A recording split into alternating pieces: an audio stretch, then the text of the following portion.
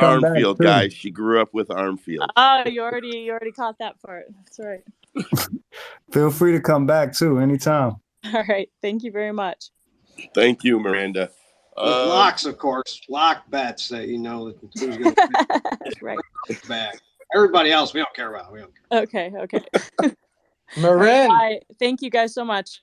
What's Thank up, you, Anthony? Miranda. Marin, what you Yes, got sir. up next, Oh, that was bud? you? I heard someone yell my name, but yeah.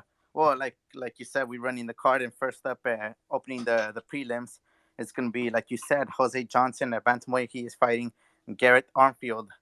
Jose Johnson is making his promotional debut. He is 27 years of age, 15-7. Garrett Armfield is coming off a loss, 26 years of age, 8-3 is his record. Let me see. Jose is 6 feet tall.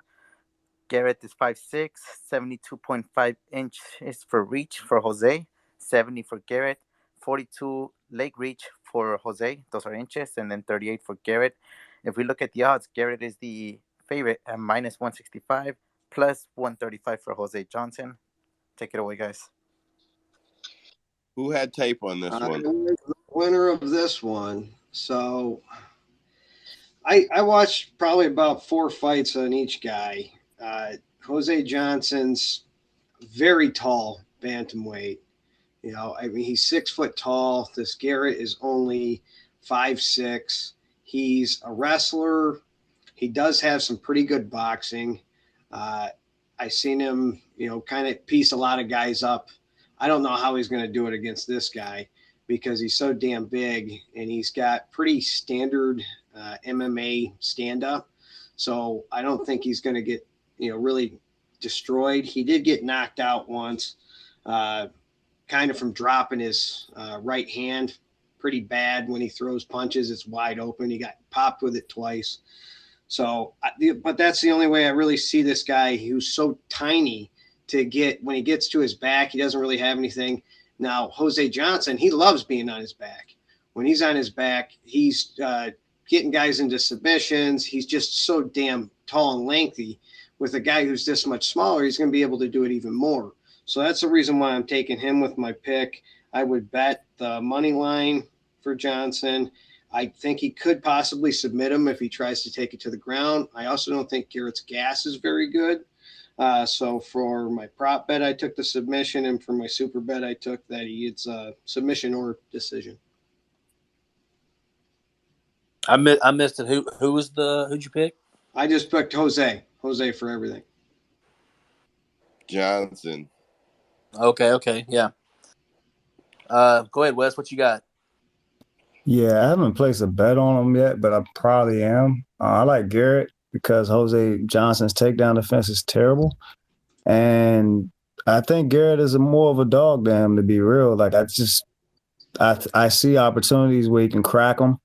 Like, Jose Johnson doesn't really have good striking defense. And you can see that in his fight with Manya. He was knocked out with a nice overhand. Garrett gets in on the inside well. I think he throws those overhands well. But I think that he just takes it because of the wrestling, honestly. I think he just takes him down, gets it done. He's not big enough. He's not big enough for that. I mean, anybody. He's 6 foot tall. He's a half a foot, and he's got long arms and legs. Anybody can take down Jose Johnson. His takedown defense is anybody. Hey, guys, hold on. Don't talk over each other. One at a time. Let him go, Rhino. Then you get him back. Literally in his Dana White Contender Series fight, the guy's like the same size as Garrett, and he was taking him down like mostly for the whole fight. His takedown defense is terrible. Anybody could take him down. He just lets people take him down. So that's not an issue. Like, he has no problem taking him down. Does he have submissions? He said, does who have submissions? Jose, who likes to be taken down. When Jose is taken down, he's not a guy that's like, oh my God, he's going to get a triangle. No, that's not. It was one of his recent fights. I mean, like, even if you look at Ronnie Lawrence is small and he took him down multiple times. Like, he has no ground game. Like, it is what it is. Mo Miller, triangle choke, 2021. Yeah, Mo Miller is terrible. Like, he's not good. Like, Garrett is not like Mo Miller. Like, he's not going to get triangle choked by Jose Johnson taking Jose down.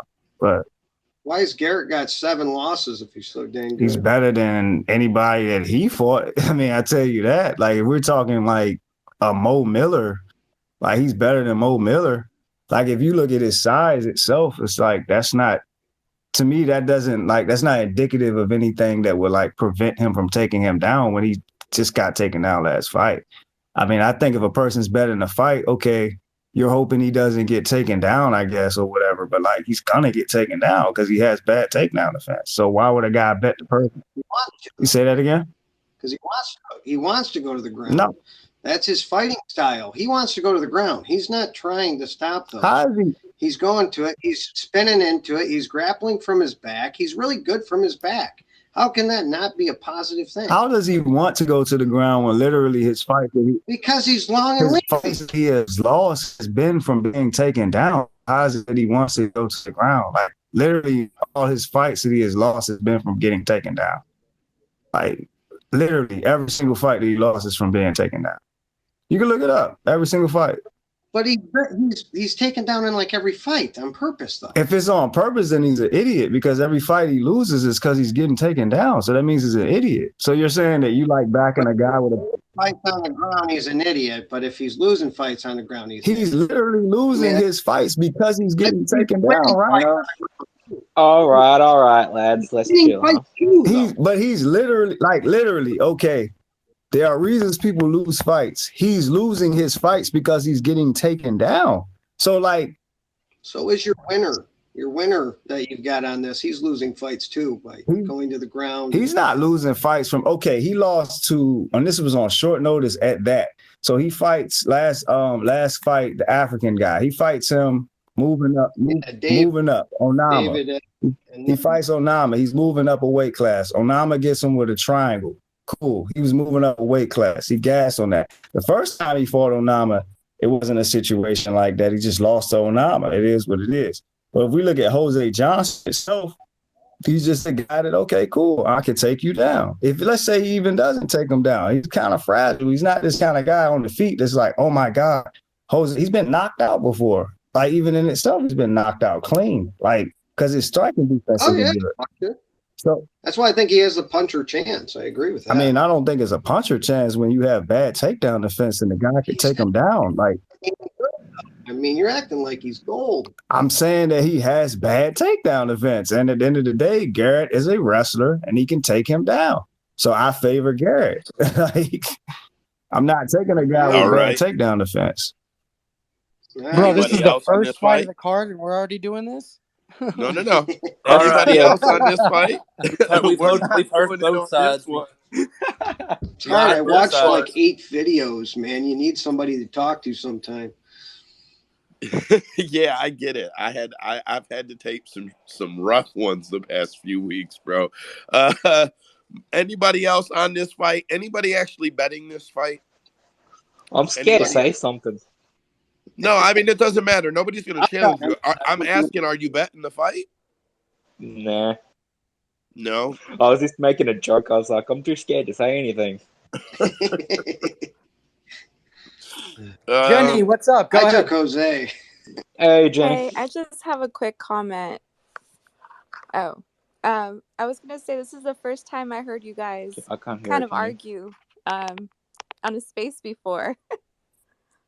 Or disagree. Oh man, that was just last one. We were pretty nice. This one, we had to call it a little bit of a silent truce probably a couple months back. We were going way too hard on some. I was like, oh, I guess they always agree on every fight. Oh no, Jenny, wait. Trust me, we have certain fighters' names that you are not allowed to mention in this space because it will go nuts. I'm excited. So like you've missed that. Like there's fighters you don't say, like Jared Vandera. You don't say his name. John Jones. Do not say John Jones' name. Oh goodness. Like, Chito Vera. Don't talk about him. Don't fucking talk about Cheeto. Don't even bring him up. Wes is gonna talk shit. I mean, okay, you're just hating on my boy Cheeto. You guys forgot the most important. Oh, stick around. The most important one, Justin the Highlight Gaethje. Don't mention his name. Oh man. You about Marin, what you got next, bro? Marin, what you got next? All right. Next up, we have also bantamweights, but this time is the females. We got Haley Cohen from the U.S., 31 years of age. She is fighting Eileen Perez from, I don't know why I sounded white for no reason, but she's fighting from Argentina, 28 years of age. And they both have a professional record of 7-2. Haley is 5'8" in height. Eileen is 5'5", 67 inches of reach for Haley, 66 for Eileen, 40 of leg reach for Haley, and then 36 inches of leg reach for Eileen. If we look at the odds, the debut is -125, while Eileen is +105. In this case, I'm going to go with Eileen just because I saw her, even though she lost. But yeah, fade the debut. So I did tape on this one. Man, I watched a gang of fight on these girls. They basically fight the same. Like you can almost watch them side by side some fights. And when I was taping them, I started watching their fights. And then by the time I got to the second one on Cowan, I was like, this is exactly the same. So I decided to get the iPads out. So I got out 3 iPads and I brought up the ESPN app on all of them. And I put on her fight side by side by side. And they're all the same. And I did the same thing with Perez. She always fights the same. So they're both pretty clinch dependent. They both need to get you to the ground and lay on you. Both of them pretty much just lay on you. I mean, they're active, but when I say lay on you, like they're not, I don't see continuous submission attempts. I don't see any of that. When you watch Perez, she's got a loss on her record. She actually won the fight, but she threw an illegal knee in the 3rd round after she threw I forget what it was, an illegal something else in the 2nd round. And then she hit her with an illegal throw while she was grounded in the 1st round. Like every time it was bad enough that the fight had to be stopped each and every round. So by the 3rd round, they DQ'd her and took the fight from her, but she actually won the fight. It was Vidal. That's who that was. So both of these women, so here were my notes. Both of these women fight the same fight: clinch, ground control, takedown control. The woman that can find the TD and gain top control will likely hold it. So the first one to do it twice wins. I favor Cowan strictly on strength and the improvements I've seen fight to fight. While Perez has improved her ground and pound, I believe Haley is filling in her complete game, showing lesser improvements, but in more places. My pick is Cowan. My bet is the over 1.5 if they'll give it. My prop is goes the distance. My super prop is Cowan inside the distance. I seen West had his hand up. Go ahead, bud. Yeah, so I'm actually on Perez at plus 135. So all in, I'm all in, baby. You know. So I think the opposite actually. I think this is a very big step down for her. I think Haley Cowan is not where Perez is at this stage in her career. I think even when you look at the gyms that they train at, like, for instance, now she's at MMA Masters. She's been down there for quite some time now, since the Egger fight, actually. So not before the Egger fight, but after the Egger fight. So I think she used that fight as an opportunity, took it. And I think that she's basically trying to blossom after that. But I think she's stronger than the clinch. I'm actually positive she's stronger in the clinch. Like, if you look at Egger and her experience as a judoka and the fact that, like, she's out there, like, she's ragdolling, like, Garcia, for instance, right? Like, Egger's a strong girl, man. And the fact that she had, like, I feel like I saw moments in the fight that's like, okay, this is her potential. Like, she did well in the clinch at a moment with Egger. She got her down. She had a couple top control for a while. I think that Haley is the perfect opponent with her, considering also that Haley has a weak ground game. She's been subbed 2 times. Even when you look at her fight on Dana White Contender Series, she was in submission positions there. A lot of people didn't even think she won that fight. I think she's just well more advanced, and I actually think that she has opportunity to get her out of there. I think she could sub her. I think her ground game's that weak. I think she could sub her. I think with her experience and the experience that she's developing at MMA Masters, they get these people really right. I think she could sub her and get her out of there. But I'm going straight up, though. Yeah, see, now it's funny that you brought up who is echoing now? Who's got their mic on like that? So to me, the Edgar fight was the one that I actually for sure made my decision that Cowan fights too much like Edgar. I feel like Edgar is the reason that I feel why I said the super prop for me would be that Cowan inside the distance, that actual fight. Go ahead. Yeah, I can't agree that they fight. Like, I mean, like Edgar is like a certified judoka. Like she sub Ronda Rousey, for instance. You know, like Haley has nothing on Edgar at all, man. I mean, Edgar, to her credit, I mean, she's credentialed, man. Like, I mean, I get the aspect of it as far as the clinch. I do agree with you. They're gonna mostly be in the clinch, but the fact that she did have moments to me, like where she did look good against Edgar, where she did have success, and you look at Haley, who's just smaller gym, again, not on that level. Like Haley, most of her fights are against smaller women. That's also notable. Like she's not fighting women that like are as strong as Perez. She's fighting bullying small women. So I can't agree that they are the same. I think the dynamics of the fighter is the same, but I don't think that she's on the level of Edgar as far as her strength and, her counter wrestling and her submission game. Heck no. Haley doesn't have a submission game at all. So that's where I would have to disagree. Well, there you go, guys. You hear for from me, both it's sides. Hold Go on. ahead, Joe. So Go ahead, Joe. the last thing, because it's just in my breakdown, is the level of competition, man. Like Perez has only beat one person with a winning record in her whole career. Facts. Like she just hasn't fought real competition. Like you can check her whole fucking career. She's fought two people with winning records. One is the one where she was winning the fight against Vidal, and then she landed 3 illegal blows, one in every round stopping for that to happen. And then she beat Stephanie I can't say it, Baglarak. And she did beat her, but I don't know. I just don't see the level of competition, man. But I'm betting the over. So if you're betting Perez, I mean, more power to you. I'm betting the over 1.5. I will take the over 1.5. It's definitely going over 1.5. Yeah, I don't think you're gonna get a much better breakdown on this fight anywhere else than you just got right here. I don't think anybody put that much time into it. There's a good argument on both sides. But pretty much just pick your side and go with it. I mean, you've got excellent breakdowns to go off of. Yeah, and I just wanted to say I do respect that.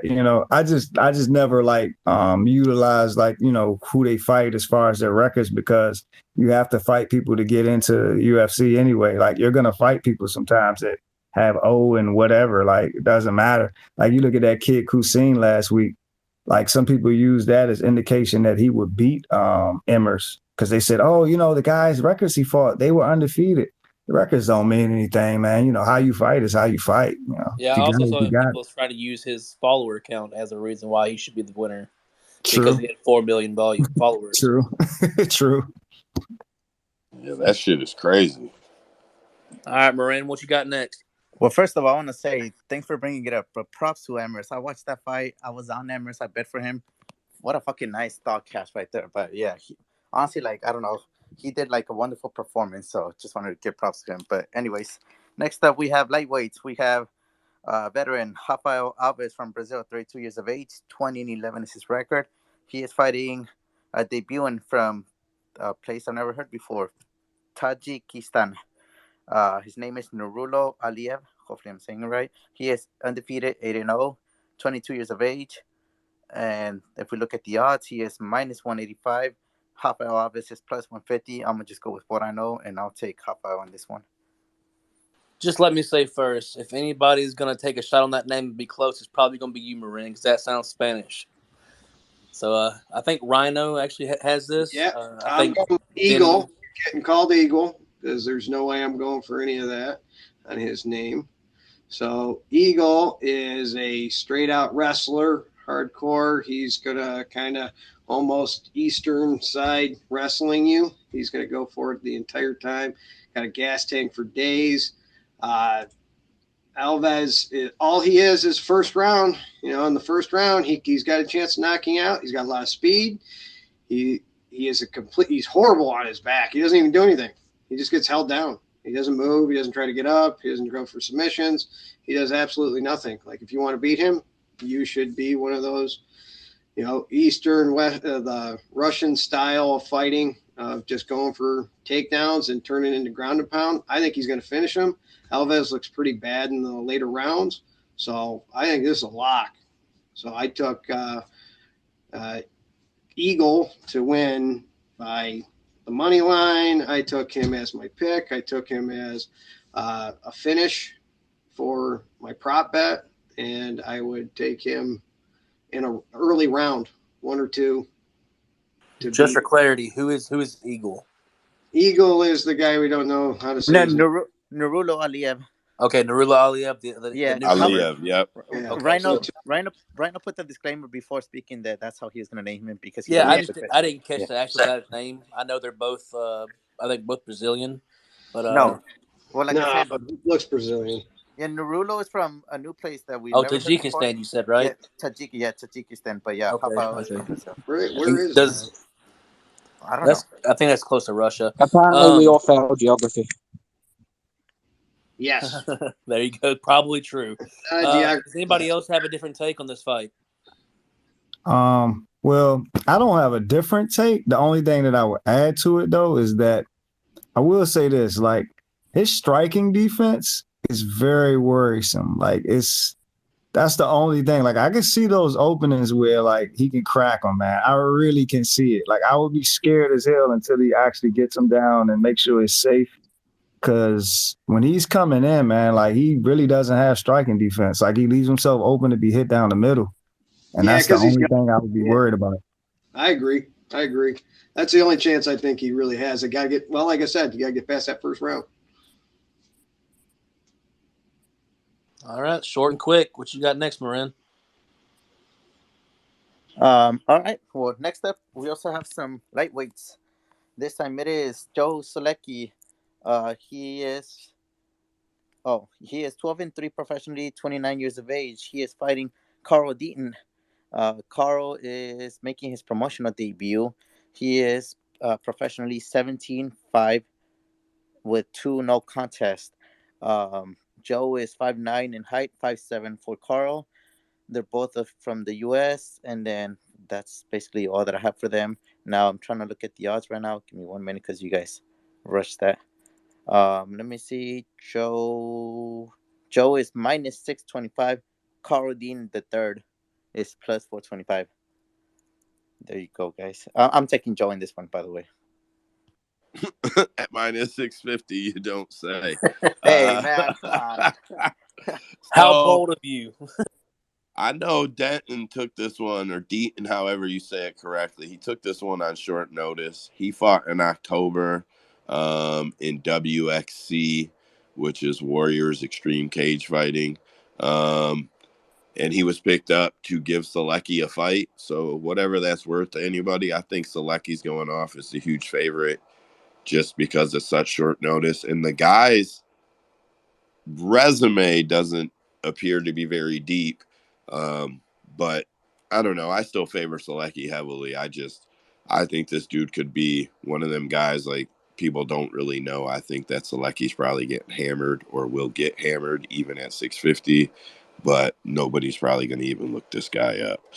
Did anybody actually tape this one? Yeah, I'm on Solecki here.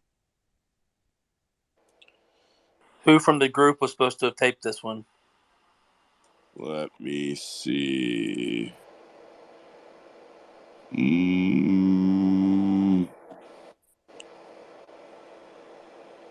I don't know. All right, that's promising. Yeah, I mean, I think for the most part, just going off of what I know, is this is pretty much just the guy stepping up on short notice, just doing the UFC a favor, just so in a future fight they'll do him a favor and give him a fight further on the contract. Basically, it's just his little end to the UFC. They're bringing him to lose. Looking at him from a DraftKings standpoint, I think Joe Solecki is a lock him in your lineup. He's 9,400 on DK on DraftKings for fantasy. I think even if he doesn't get him out of there, which I'll be shocked if he doesn't, because he's good on the feet and he's as good on the feet as he's on the ground. basically like a Jim Miller, like a younger Jim Miller, kind of like Jim Miller was back in his younger days. I would say pretty similar fighting style as well. Um, so yeah, give me Selecki to win in dominant fashion, whether it's a finish or just a dominant decision. But he should score pretty freaking high on fantasy. I think of the higher ranked or higher salaried players, he's probably the most reasonably one that you're probably going to get the most out of for sure. Average, you said you're on Selecki. Did you actually tape it? No. Again, I did tape other fights, but not this one. Yeah, I didn't. I don't even think anybody in the group signed up to do this one. I think we totally missed it, to be honest, because I don't even have it in the list. Well, it was from last week. It was a fight from last week that they moved to this week because they couldn't find a replacement last week. So he's just 1 week removed from when he was actually supposed to fight. So whether he made that cut or not, I'm not sure if he cut or not, but I don't think he had a fight going into that week. If he did cut 2 cuts in a row like that, could be bad for him. I mean, I don't really know much about this Deaton guy. Like I said, I just pretty much did that analysis off the top of my head. But, I mean, I think they're both grapplers from what I understand. I just feel like Selecki is the better grappler with stand-up as well. So, like I said, I think he should win and put on a dominant performance. I agree with all that. That's why I picked him. I mean, sorry guys. Paper, he just looks Freaking like dude. He comes out with something. Whenever Miranda sees minus 460, everything that I just said is what goes through his mind. He comes out with the funniest shit sometimes, bloody hell. All right, I'm gonna lap that one out because no one's actually on it, from what I can tell, besides Average, and I bet he's only parlaying it. He ain't taking money line minus 650 on fucking Joe Selecki. No way. Marin, what you got next? All right, so next one. This should be a fun one, and it's 2 people that we like and we see. I mean, it's O'Day Osborne. He is fighting Charles Energy Johnson. This is at a catch weight. I don't have the news on to why, but you guys probably do know. Anyways, O'Day is fighting out of Jamaica, coming off that knockout loss that we saw a couple of months ago. He is 31 years of age, 11-5 with 1 no contest. Charles is fighting out of the U.S., coming off that win last month. 32 years of age, 13-3 professionally. Charles is taller, 5'9" compared to the 5'7" of O'Day, but O'Day has a better reach. He has 73 inches of reach compared to the 70 of Charles. And that should be it. Looking at the odds, Charles is the slight favorite at minus 155. O'Day is the underdog at plus 130. I know Andrew loves O'Day. I mean, I do too, but I don't know if Andrew, you want to hop on first? Joe, West, got his hand up. Sorry, I have a question. Just really quick. Hold on. Usman did tape on this one. Usman, you there? Could I just ask a question? I'm What's here. the catch weight? What is the catch weight? 130. I don't know. Does anybody know, quick? 130. 130. 130. Usman, you there? Yeah, I'm here. You got me? I got you. Yeah, so I did do tape on this one. I watched Charles Johnson's 3 fights here in the UFC. I didn't get to watch anything from before that. But I come to the conclusion that both these guys have some pretty similar styles. They like to either stalk forward, they can fight going backwards, they use their leg kicks and body kicks to judge distance, and they both throw a lot of linear strikes up the middle. I'd say where they differ is O'Day seems to have a little bit more power. Johnson has his KO finishes as well, but I mean, you see O'Day put some people down. But he also has more of a suspect chin. Charles seems more elusive. He gives me big Bobby Green vibes, in the sense of like he has real good eyes and is able to roll and turn with punches. Zalgas, I know not a lot of us are high on him in this group, but Zalgas did show that if you can throw punches and combos, and the first 2 are gonna miss, but that 3-4 are gonna land, especially when you get them up against the fence. But that's just not the style that O'Day fights. I think we're going to see a very boring first round. I think both of them are just going to be looking at each other in the middle of the ring for a while, throwing kicks and jabs. But I do think O'Day has worse head movement, and the jabs and linear shots from Johnson up the middle are going to win him some points, especially with his style of turning with punches. I think the judges are going to like that more. And another thing is I like Charles Johnson to be attacking from inside the clinch with the knees. We haven't seen any of his takedowns in the UFC because he's fought 3 grapplers who have been trying to get him down, and he's shown the ability to get back up.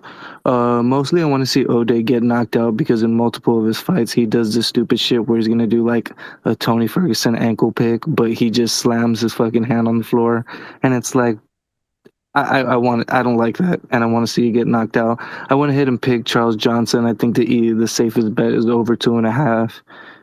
Prop, I put Johnson by decision, and then if you want to get super with it, CJ split, Charles Johnson by split decision, just because that power from O'Day might be able to steal a card or two on the judges. Yeah, Bro. just for the record, I did think Zalgas won that last fight between him and Jose Johnson. I was on Zalgas for the fight. I thought he won. We haven't heard from Cade tonight. Go ahead, Cade. What you got?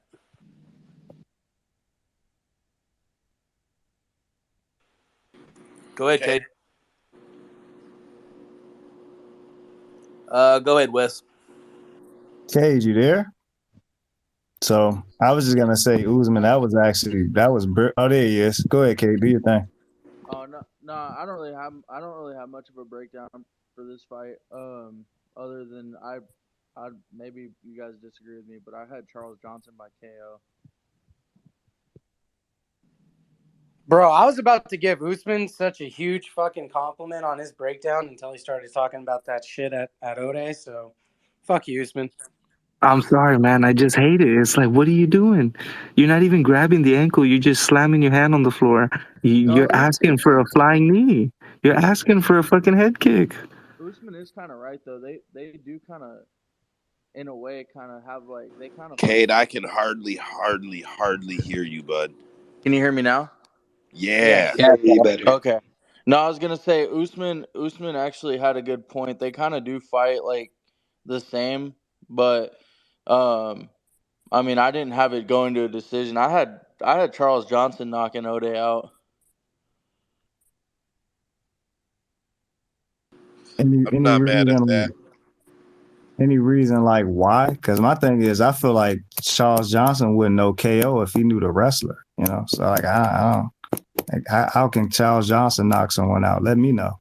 How? Hey, Wes. Let me cut you off real quick. Cedricus the Reaper Dumas just messaged me. He's the prospect coming out of the Contender Series that won his fight by knockout, and he will be fighting the UFC in a few weeks. Just messaged me. He wants to come in and break down these fights with us. If everybody's okay. Hell yeah. Bring him in. All right, I'm about to send out the invite.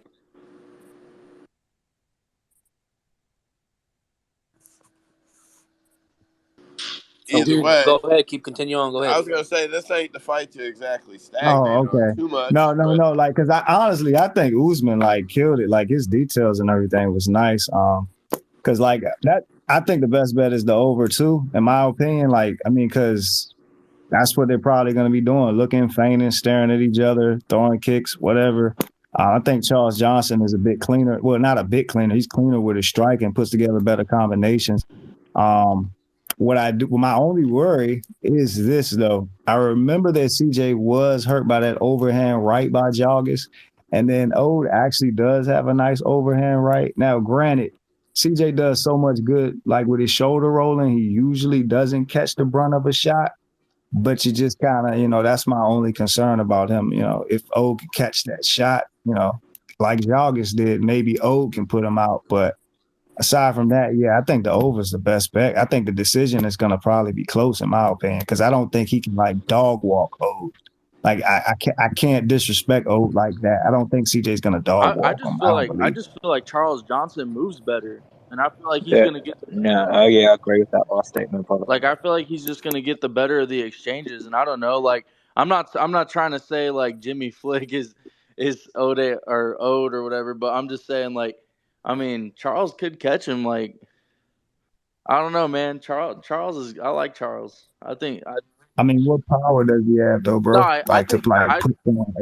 You make a good point. Like when you said that, like you make a good point. Like Osborne probably has more power than Actually, I know he does. He has more power than Charles, but I feel like Charles just moves better and is just the better striker. I feel like Charles is gonna. I just feel like Charles is gonna catch him probably round 2. Hey, All right, everybody, Wes. hold on a second. We got Cedricus the Reaper Dumas in the chat with us. Hey, Cedricus, we're breaking down these fight cards. I think we're on the Jose Johnson versus who's he fighting? CJ. Old Osborne. O'Day. So feel free to jump in on any of these with us, man. If you got any takes, feel free to throw them out there, brother. Okay, man. Appreciate it, man. I'm listening, and if I do, I got you. Nice to have you, man. Nice to have you on the mic.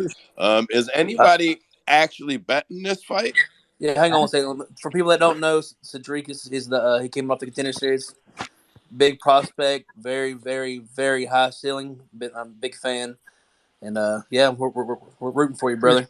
Real talk. Yeah, watch out for Cedricus though. This guy is.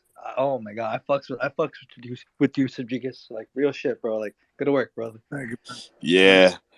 When Trey said he was going to come in and break down fights, I didn't want to make the big pause, bro. Everybody in this space is big, huge on you, bro. Everybody here. So, yeah, we got a group chat, man. The group chat hammers all the time.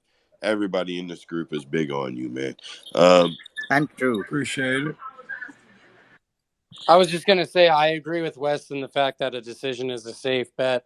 I also think because it's going to be a close fight and you never know with these judges. In the words of in Usman's words, I think we might do a little sprinkle on the splitty. I think the splitty might be a decent play.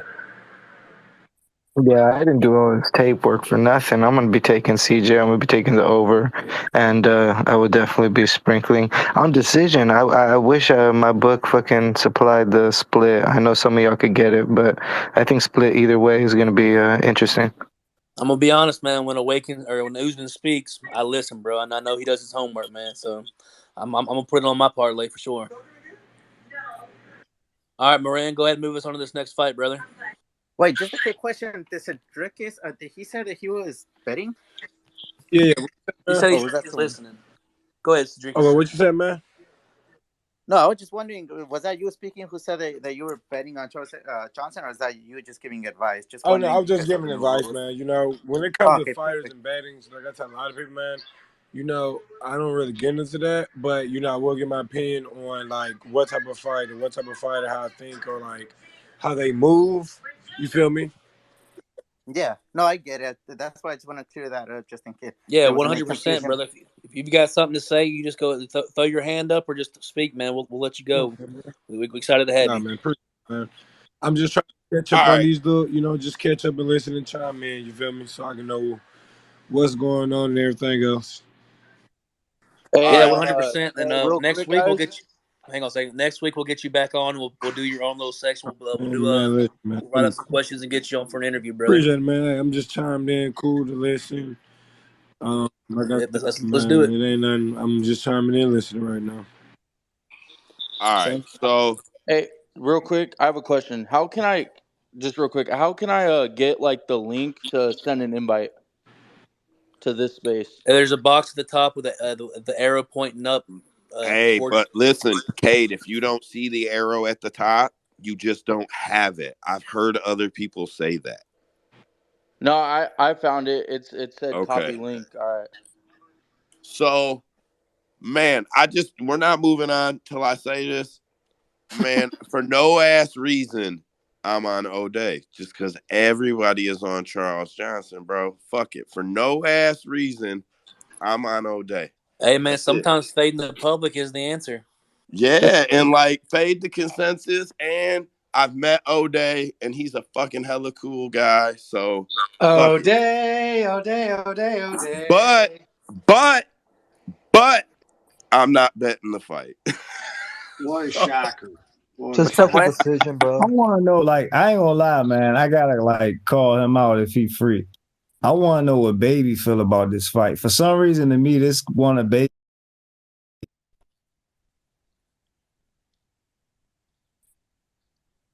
Thank you. Yo, man, I like Charles, bros. Man, you know, O'Day, I'm still mad that he got clipped by a 40-year-old, so he a fade forever for me. So it is what it is. Damn. True. You actually betting him? Yeah, I got Charles, bro. I got him All right. I got him in the couple. I think he on in all my plays. To be real. Is he a 10G bet, bro? You putting them For 10Gs sure, he a again? 10G bet, bros. You putting 10Gs on it Nah, again? hell no. I don't trust none of these guys, man. Keep on some real shit though. Like no hate on O'Day. Oh, at the end of the day, O'Day he ain't no bum though. I think this a 50-50 fight, but I just like Charles better. I think he'll be there for all 3 rounds versus O'Day, but that's how I feel. I Cause will. you watch the I will say this. Go ahead. if you watch what's that other that Latino dude that he fought? Oh yeah, CJ Vargas. He kind of CJ yeah Vergara. Vergara. Yeah, I said CJ. I'm tripping. Yeah, he faded on that shit. Like what 3rd round, right? If I'm not mistaken.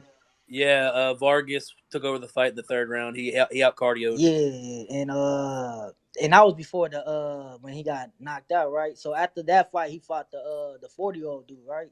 Nam or some shit. I can't think of his name. He's Italian, I believe. Nah, he ain't Italian. I think Nah, he's like Tyson. Hawaiian or some shit. Yeah, Tyson Nam. he fought Tyson Nam. Pop after Vergara, and then he fought nah. Okay, yeah. So I don't know. Maybe O'Day might do some dumb shit again. Try to do some flying knee again, and I don't know, get clipped again. Like I don't know, man. But I do think it's a 50-50. But I think Charles gonna be more responsible. And O'Day gonna be like, but Usman, man, he broke that shit down to the T. So it's like shit. Whatever Usman said, what he said, that shit go. Look, D baby, you can't have it. You can't have a rat tail and be a bitch. I mean, if you gonna rock a rat tail, you better be a badass. Facts. Marin, what you got Yes. next, bud? Hold Next on. up, So Wes, yeah. you on Charles or O'Day? Oh, you just said you got the O'Day. Nah.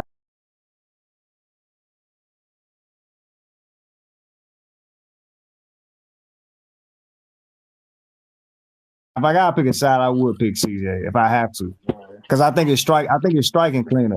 Oh, don't move his head off the center line, like he just don't, like he just there to get hit. Right. Like so, I would have to take CJ gun in my head. Like you got the guy that's more defensively responsible. Exactly. That's how I feel. I think he's more responsible and shit. But like O'Day he'll throw in some dumb shit. Like once he gets bored and shit, then it's all bad.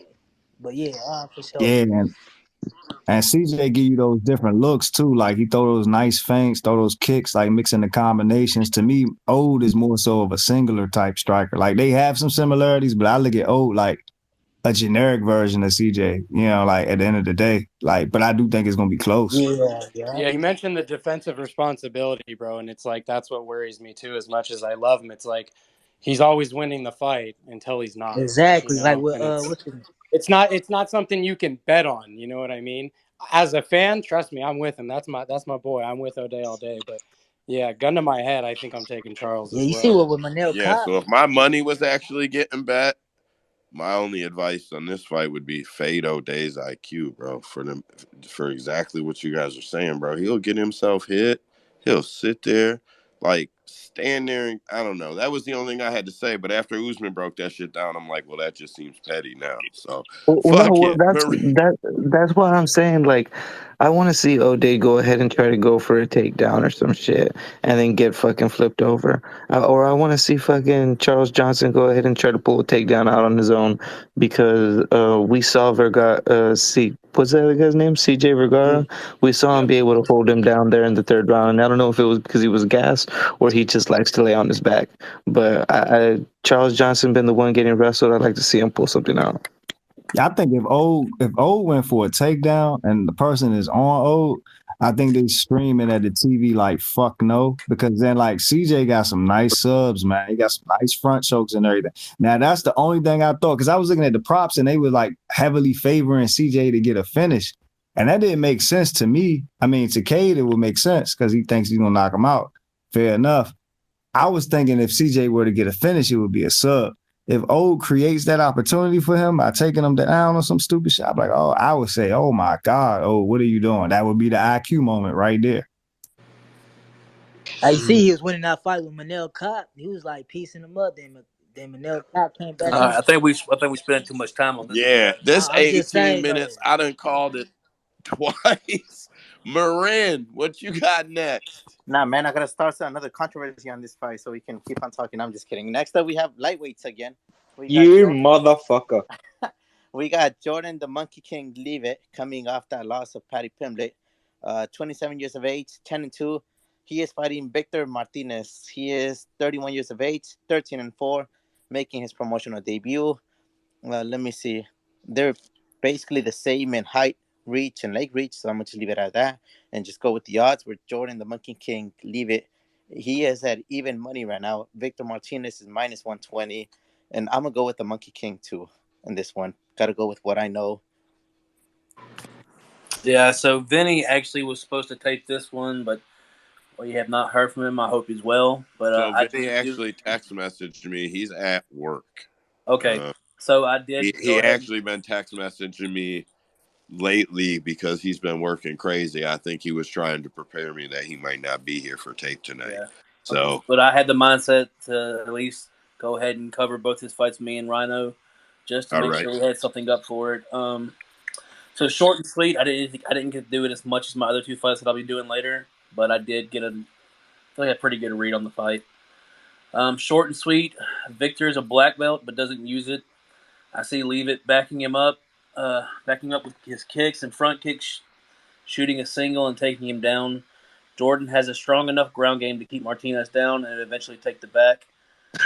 Martinez has shown little to no defense from there. It's just a matter of how long can he hang on before Jordan, in my opinion, gets the sub. Jordan opened as a minus 120 favorite, and the line flipped. I do believe he was the rightful favorite, while Martinez should have a striking and power advantage. But for me, he just has a big glaring hole in his grappling. And for me, I think Leavitt wins this fight. So my pick would be Jordan Leavitt. Prop will probably be, I'd probably take the sub/decision prop. For the super prop, I would take just the sub. Go ahead, Wes. What you got? So this is the portion where, my boy Will bets, he know what I'm about to get at. So I'll break down the market. People aren't betting. They're actually not betting Martinez. They're betting Leavitt. He has most of the money on him. However, the line is being reversed. Now, some people say this occurs because the line, sharp. So some people just say sometimes the book is like, look, fuck no, I'm not going to raise this line on this bum or whatever. That's what they do.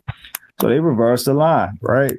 And the person might say, I don't care about the market, but the market does matter because it's all a continuity thing, right? Like at the end of the day, if someone sees that, they should observe why. So my boy Gabe, we do this powwow thing, right? And I say, hey, Gabe, what you on? He asked me what I'm on. Hang on a second, Wes. Before you completely discredit me, I only had 30 minutes to tape this. So don't bet my side on what I said because it isn't a good breakdown. Go ahead, Wes. No, I'm not discrediting you, bro. I'm not discrediting. Excuses flying. So Gabe told me he's gonna be on Martinez. I wasn't gonna tape the fight at first. I said, oh shit, okay, cool. Let me check that out. So then you watch the tape, right? Now, I do not believe Leavitt's gonna back this guy up because that's not what he does. Like he doesn't have any striking arsenal to back him up. Like actually, it's the opposite. Jordan Leavitt gets pressured. If you look at Trey Ogden, he got pressured. If you even look at his fight with Sales, he got pressured. He got pressured the whole first round. Now, I think people are actually giving him credit to takedown ability that he does not have, because usually when a person pressures him, he either does not go for the takedown, or basically if he does, it's like maybe one attempt and it's a like telegraph double and it's easy to be stuffed. So long story short, I mean, he doesn't really go for singles. And even if you look at Paddy, for instance, Paddy has bad takedown defense and he couldn't get Paddy to the ground. So I think Victor is going to bury him. I think he's going to knock him out. Like at the end of the day, he's going to pressure him. And eventually he's going to probably knock him out because he hits like a truck. And that's why the line is being reversed. And I think Victor is one of the free bets of the weekend. I think he's the line being reversed because they don't like Jordan Leavitt twerking and shit. They homophobic and shit. If only the book cared about that, but the book care about money. If a dude getting 81% of the handle and he getting like think around like 60% of the freaking tickets, and they reverse it, that's saying, cool, go ahead, bet him. We'll give him you at plus money. You can have it. You can have it. It's not going to win a fight, most likely. Now, again, whether they're sitting here looking at their statistics or whatever to do that, it's just the truth. This isn't college basketball and MMA game for a fact. You reverse that line at a small line like that because he opened about 120 and they're giving you plus money on him, no, he's not going to win. He's not going to get buried, man. He's going to get knocked I out. don't see what you see, Wes. I get it, but I don't get it. Okay. Like, bro, that dude not even fucking with Trey Ogden, bro. It's like, he not on the level of Trey Ogden. Like, I mean, so like, listen, I want to hop in here because this was supposed to be Vinny's tape, and I actually was full prepared, not even to troll him. Man, UFC favors Victor Martinez here. There's no fucking way around it. They did not set this kid up to come in here and lose to no fucking Jordan Levitt.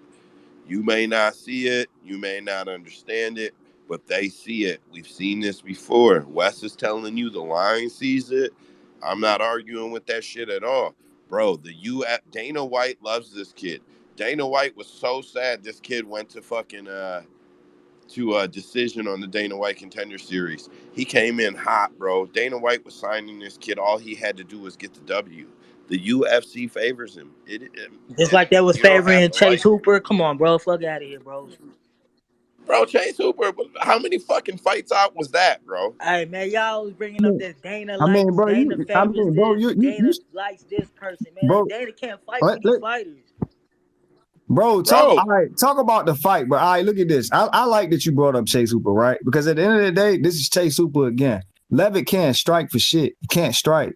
He cannot strike. I took him against Trey Ogden, by the way, because Trey Ogden is not that nice. I said he can strike with him. He can throw some leg kicks. He's good.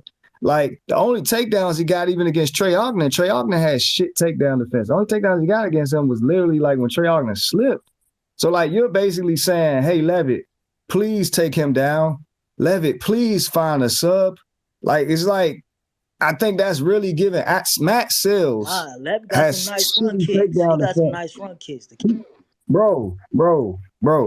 Levitt can't strike, bro. Don't do that Prue Ellis crap again. Levitt cannot strike, bro. He cannot strike. This boy hit like a truck. And he pressures you. And he hits hard, I ain't man. see it in the tape. Right. I ain't see it. I'm going to watch it again, though, just because y'all say so. So I'm going to watch it again. Okay. Hey, bet Levitt and lose the money, bro. It's too late. I can only try to help you, bro. So I'm going to say what I saw to make me be on Levitt was that I did see him getting single legs picked up in the middle of the ring and getting taken down off a single leg in the middle of the ring, almost with no fight back. Like, he has no takedown defense. Levitt doesn't go for singles. And that's fine though. But dude, he's a young guy. He's a smart guy. You don't think he's going to improve his game to get him? No, he's not. People keep talking about people going to improve. He doesn't go for singles, bro. He does not. Okay, well, I'm gonna be honest with you, Wes. This isn't a hill that I'm going to down because, like I said, I didn't tape it that much. I trust y'all's judgment. So fuck it, I'm going down on that hill. I'm just like I'm not going to bet this fight personally. But yeah, I mean, but y'all are arguing, y'all are making it. Choose your side. Y'all listen. Choose your side. All right, hold on. This is Kyle Nelson all over again. One guy been sitting there with his hand up the whole time. Average Avenue, what you got, bud? I don't know what you guys are talking about because I pay attention to the memes online and they say that Jordan Levitt is like the best heavyweight in the world. I'm kidding. I sat on that for like 20 minutes. I'm sorry. Obviously, I think Levitt's gonna. That's I think Levitt's gonna lose. That's probably what betting this fight is worth, right there. I think Levitt's gonna lose. I'm sorry, I sat on that for like 20 minutes. Yeah, so Levitt is a fade to be, bro. He's on the list. I'm sorry. Say what you want about it. He's on the list, bro. If you betting Levitt, it's because you think he's gonna get takedowns. You think he's gonna sub him. You think he's gonna hold him down. Man, otherwise, why you assuming that? That's why I'm betting him. I actually think he, I like some qualities of him, bro. So, Levitt has been taken down in every UFC fight he has had. Is it fair to say that he usually gets beat by fighters that are better athletes than him? If you think Paddy Pimblett An athlete. I think he's more athletic than Jordan Actually, Levitt, bro. I think that's a fair statement because really he's not like a wrestler. Like he's one of those jujitsu guys that's like want to hold on your leg if he can get you. Like he's a Ryan Hall / Puelis / Hooper. That's what he is. Like, but he's a more athletic than them. Like the only good takedown he got is that dude that he freaking slammed. And do we even know his name? Like we don't even know who he slammed. So like, Nope. I mean, come on, man. I didn't. I would watch highlight after highlight of that, and I didn't even, for the longest time, I didn't even know it was Jordan Levitt. So he was actually on O'Day's podcast, and they were talking about that. Marin, what you hold got on, so next, I'm the only one bud? on Levitt, huh? Damn. No, I like Levitt, but honestly, I would do the sub decision prop because I don't think he's the best finisher. I think he finished people on the lower regional scene and stuff like that. I think it's more than likely a decision, but you could do the decision sub to cover both because he's not going to knock him out. Be realistic. He's not gonna win either. So save it. Exactly. Bro, he gonna win, bro. I'm on him. Like I saw more in 30 minutes than however long it took you to do your entire cast. Hey, I'm on him, man. -125. I'm on him. You can put me down in the chat, all that. I'm like, look, that's the free dough of the week, man. Levitt, this is a step down in competition for Levitt. Oh, look, y'all with this competition Patty stuff, Pimblett, man. we're not doing this rabbit hole. Stop. Baby. All right, go ahead, Marin. Let's go. Hold Let's on, go somebody on calling me. Hold on, somebody calling me. What's up? I want to see that John Jones and that Mute the what do you call it, mic. Levitt ticket, bro. We ain't coming back, baby. Marin, what you got next, bud? Let's run it, All Dick right. Pick. Fuck it, let's go. All right, next we have, this is a feature prelim, so it'll be the last one of the prelims before we open up the main card. And it'll be women's flyweight. It will be the lady who's been talking more on Twitter, which is pretty fun. She's cool. Jasmine Jasudavicius, coming out of Canada, 7-2 record, 33 years of age. She is fighting Gabriela Fernandez, 8-1, 29 years of age. She's fighting out of Brazil. She's making her promotional debut. Jasmine is coming off a loss. They are the same in height and reach for the most part. So then I'm going to just look at the odds. Gabriela is -130. Jasmine is +110. In this case, I'll be taking Jasmine. In this case, I'll be taking the over. You guys do whatever you want with that. I'll be taking you say this on other female fights. I wonder why. I wonder why. I know, it's a legit take. I guarantee you this fight goes over. It fucking goes over. If they get a knockout, it'll still be in the over. It's going over. We just had an exciting flyweight. We just had an exciting flyweight on the podcast, and your take is the women's over? Come on, Joe. What's the odds on the over, Joe? Like, I didn't even check the odds on that because that is an over. What's the odds on it? Well, I got you guys. I'm checking it right now. So over 2.5 is -275. The under is +200. If I will go the distance, -240. No, +180. So yeah, I mean that kind of. They tripping. That should be like -500 or something. That's what I was just thinking. What did tripping. he just say that was? Yeah. Please put that on fucking DraftKings. Yeah, Please put that shit on DraftKings. They tripping because that girl don't have a sub game off her back. So it's like even if Jasmine take her down, like you're gonna be like, cool, give me my over TikTok because she doesn't have a sub game on her back. So. Yeah, sorry to interrupt. I was just able to plug the interview with Miranda to a friend because she brought her up, and I was like, "Ooh, perfect timing." Nice. Who taped this fight? Yo. Oh, I bet you had a lot of fun. What's your take? Yeah. All right. So for Gabriela Fernandez, she only had 3 fights that you could that were available to find. And fucking on one of them, if you typed in Gabrielle Fernandez for like the last one that was like the most current, what do you call it? It would be on a YouTube phone camera, but it was misleading. You would have to go to Fight Pass and type in Gabby Fernandez. So I don't know what they were doing with the naming. It made it hard for me to find it. I was kind of pissed trying to tape this shit. What do you call it? So with Gabriela Fernandez, I started off with the first fight that was available, which was against some girl named Antonina Silva. It doesn't matter, right? This chick was what do you call it? She was a mom, bro. She looked like she was a fucking mother. Like she had a straight mom body. And fun fact, I'm like, I had to look into this because I'm like, there's no way this chick is like, fighting, like regularly.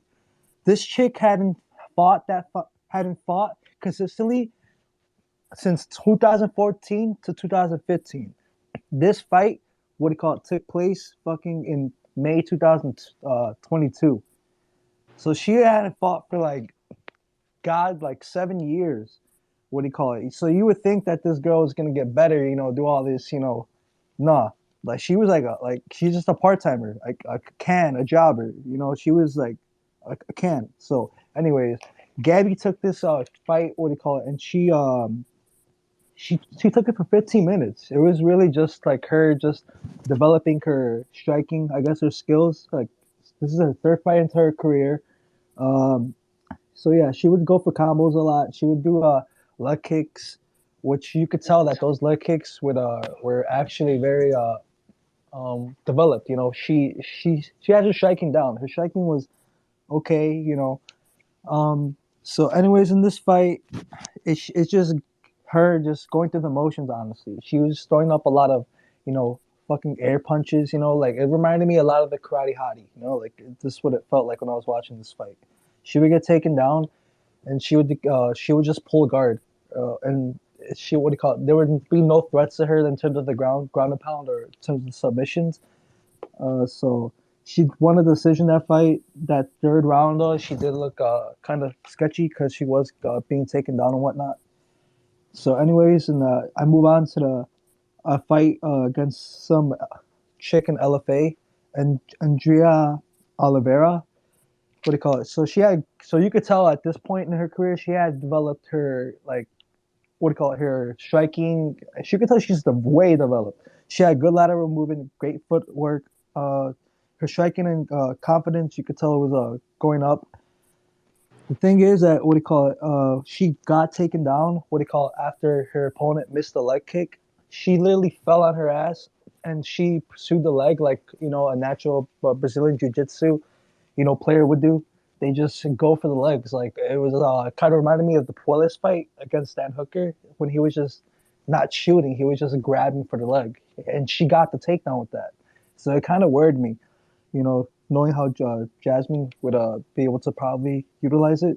Anyways, to finish this fight, so yeah, I'm gonna be on in a minute, all right? Because I taped a lot for this fucking fight, all right? So just give me a minute. Well, if you don't get your yeah, 2 hours. Hey man, whatever you want.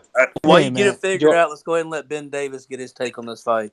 All right, hey Ben, how are you, brother? Great to be here. Ben. How are you? Ben, what's going on, man? How are you? Good, great to have you, Ben.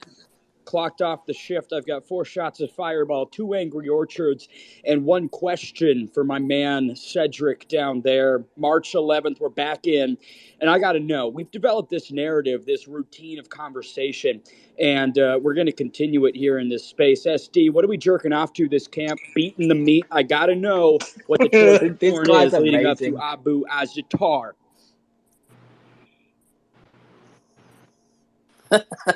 That's my favorite, too. One of my faves, I would say. Excellent choice, SD. Beautiful. Damn, who you talking to? This guy's amazing. He's talking to Cedric. We have Cedricus the Reaper Dumas in here with us. Winner off the Contender Series, got a contract, and that's who he's talking to. Are you there, Cedric? Ben's amazing, bro. Let's talk about the fights, though. What's a fight we haven't covered? I'll just give my quick thoughts on it. We're talking about Jasmine. Jasmine Vicious versus who is she fighting? Yeah, I don't care. Gabriela. Give me a new one. Let's flip a new stone. Do not give a fuck about that one. Sauce another one. I mean, is Dead Pick gonna finish? Is Dead Pick gonna finish, or are you done, Dead Pick? Shit, what do you call it? So, anyways, if you guys just want the props and shit, the pick is Gabby. What do you call it? Take Gabby by decision. The super prop will be Gabby by knockout. Love it. Co-sign it. Stamp it. Send it to the dealer. That's fantastic. Great pick. Marin, what you got next? All right, so we're moving on. So we're opening the main card now with lightweight bout. Another lightweight. We got a lot. We got Eric Gonzalez. He is coming off a loss, 31 years of age, 14-7. He is fighting Trevor Peek. He's making his promotional debut, 28 years of age, 7-. Or he's undefeated, 7-0, but won no contest. He is the favorite, -210, +170 for Eric Gonzalez. Go ahead, guys. Let me lead this one real quick. Eric Gonzalez, Marine, correct me if I'm wrong. His nickname's the Ghost Pepper, right? I mean, maybe, yeah. I didn't check that one out, but yeah. That is correct. I'm looking at it. That's correct. Boom. Ben Davis does not get nicknames wrong. Pick him by knockout. That's it. That's the fucking call. He finishes it. Yeah, dude, that's fake news, actually, because Trevor Peek, he's the lock of the week, man. I'm telling you. Trevor's going to march him down and fight for our money by any means necessary. I'm telling you. Talk your First shit. round, second round knockout. Bro, he just dropped the mic on your ass. Trevor Peek does cocaine before his fights. He's going to fucking win here. Let's go, Will. Let's go, Will. Let's go, Will. You don't got to be all that. He fucking left. You good? He lame for that. All right, Will, give us the proper breakdown. Y'all should have been muted him on the mic, man. Like, for real, y'all should have muted his ass, man. I'm sorry. Will, give the proper breakdown, bro. Yeah, my proper breakdown is that Trevor Peek's going to win the fight. I mean, to be honest, I taped the fight. I didn't. Damn. We lost you there, Will. You still there? Oh, my bad. I was talking. But Gonzalez, he rushes into the pocket. He's going to get clipped by a 1-2, in my opinion. Trevor Peek, he can take him down. He's going to be a lot stronger. That's what I got. Gonzalez isn't impressive. This guy's 7-0 with like 7 straight finishes. I'm going to take Peek. Nice. You said lock of the week, huh? Lock of the week. Yeah, lock of the week. Damn. Yeah, I took his money line on that fight. I'm looking for the odds like a crackhead right now. I just want to know what they are. He -178. Wait for. Yeah. So wait for this one right now, Joe. Yeah. Just money line. I'm telling you, we got Trevor.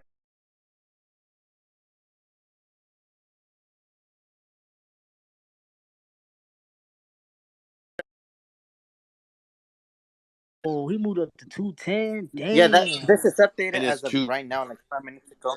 Yeah, that's 5 minutes ago in Bovada. That's literally so right on the money. I don't know about that price, but shit. But Trevor, yeah, he the pick though. But I don't know about that price though. Yeah, I checked the website and it went up pretty high. So yeah. I mean, what you think, Wes? Anybody going against Will on that one?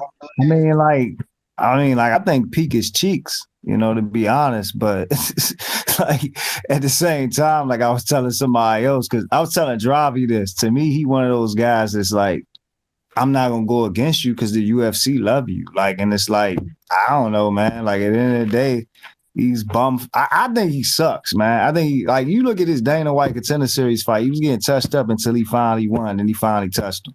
I don't like fighters like that. I'm not putting no money on a fighter like that. Like, you could just entertain me. I'm not betting on you. I just watch you. I grab some popcorn and watch you.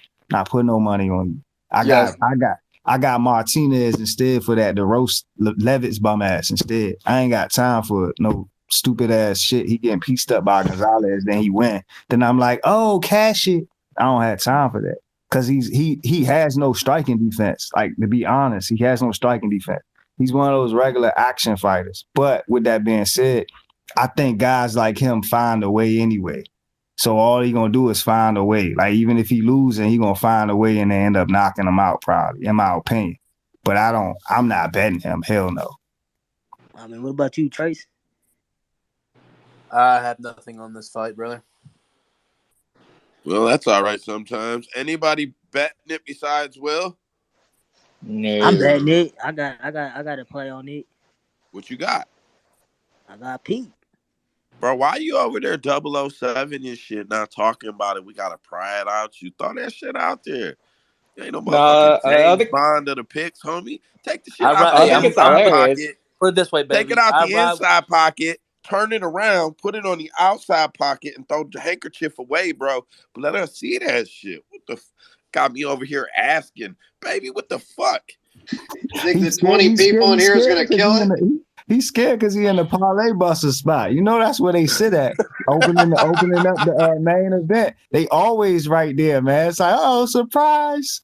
Got you, man. They always there. Got you, They always bitch. there. Yeah, I don't think the 20 people in here are going to tell everybody. So I think you're all right, D-Baby. Hey, man, what more do you want from a dude, bro? It's like, shit, what do you want me I to don't think say? that market's going to drop just because D-Baby said live to 20 people. He Hey, I traumatized see because baby of slips, but I don't think they're moving markets. But they Hey, moving that's no markets this. with me. baby, That's no. you traumatized because of what is it, Kinoshita, man. Kinoshita was in that same parlay buster spot. He got you, man. He's like, oh, bros, he got me. Bro, got me for 3 bands, bro. I'm hot.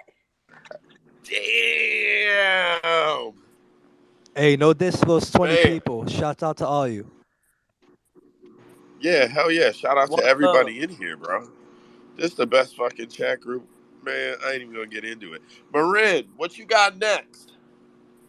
All right. Next up, we have some welterweights. We got 2 Canadians, so whoever follows that curse, it's not gonna work because Fade them both. Bet the yeah, draw. with some welterweights, we got Mike Malott. He is 31 years of age. 8-1-1 is his professional record. He is fighting Johan Lainez. He is 9-1 professionally. 30 years of age. Mike is 6'1". Johan is 5'11". They're both coming off a win. Even though Mike is taller, Johan has a better reach. He is 75.5 inches, while Mike is 73. Leg reach, though, Mike is winning right there. He has 41 inches of leg reach compared to the 39 of Johan. If we look at the odds, Mike is a minus 220 favorite. Johan is plus 175. There you go, guys. Yeah, so I Who you take this got, one. man? I take this one. All So right. Mike Malott, 8-1, 8-1-1, 1-0 in the UFC. She's not the most technical fighter, very hittable, and was losing a striking battle to Mickey Gall before clipping him. He does have good power. He is a bit wild, throws mostly hooks and head kicks. He does seem to have that patented Team Alpha Male guillotine we saw him lock up on the Contender Series. I don't love how hittable he is, especially against a very similar fighter in Johan.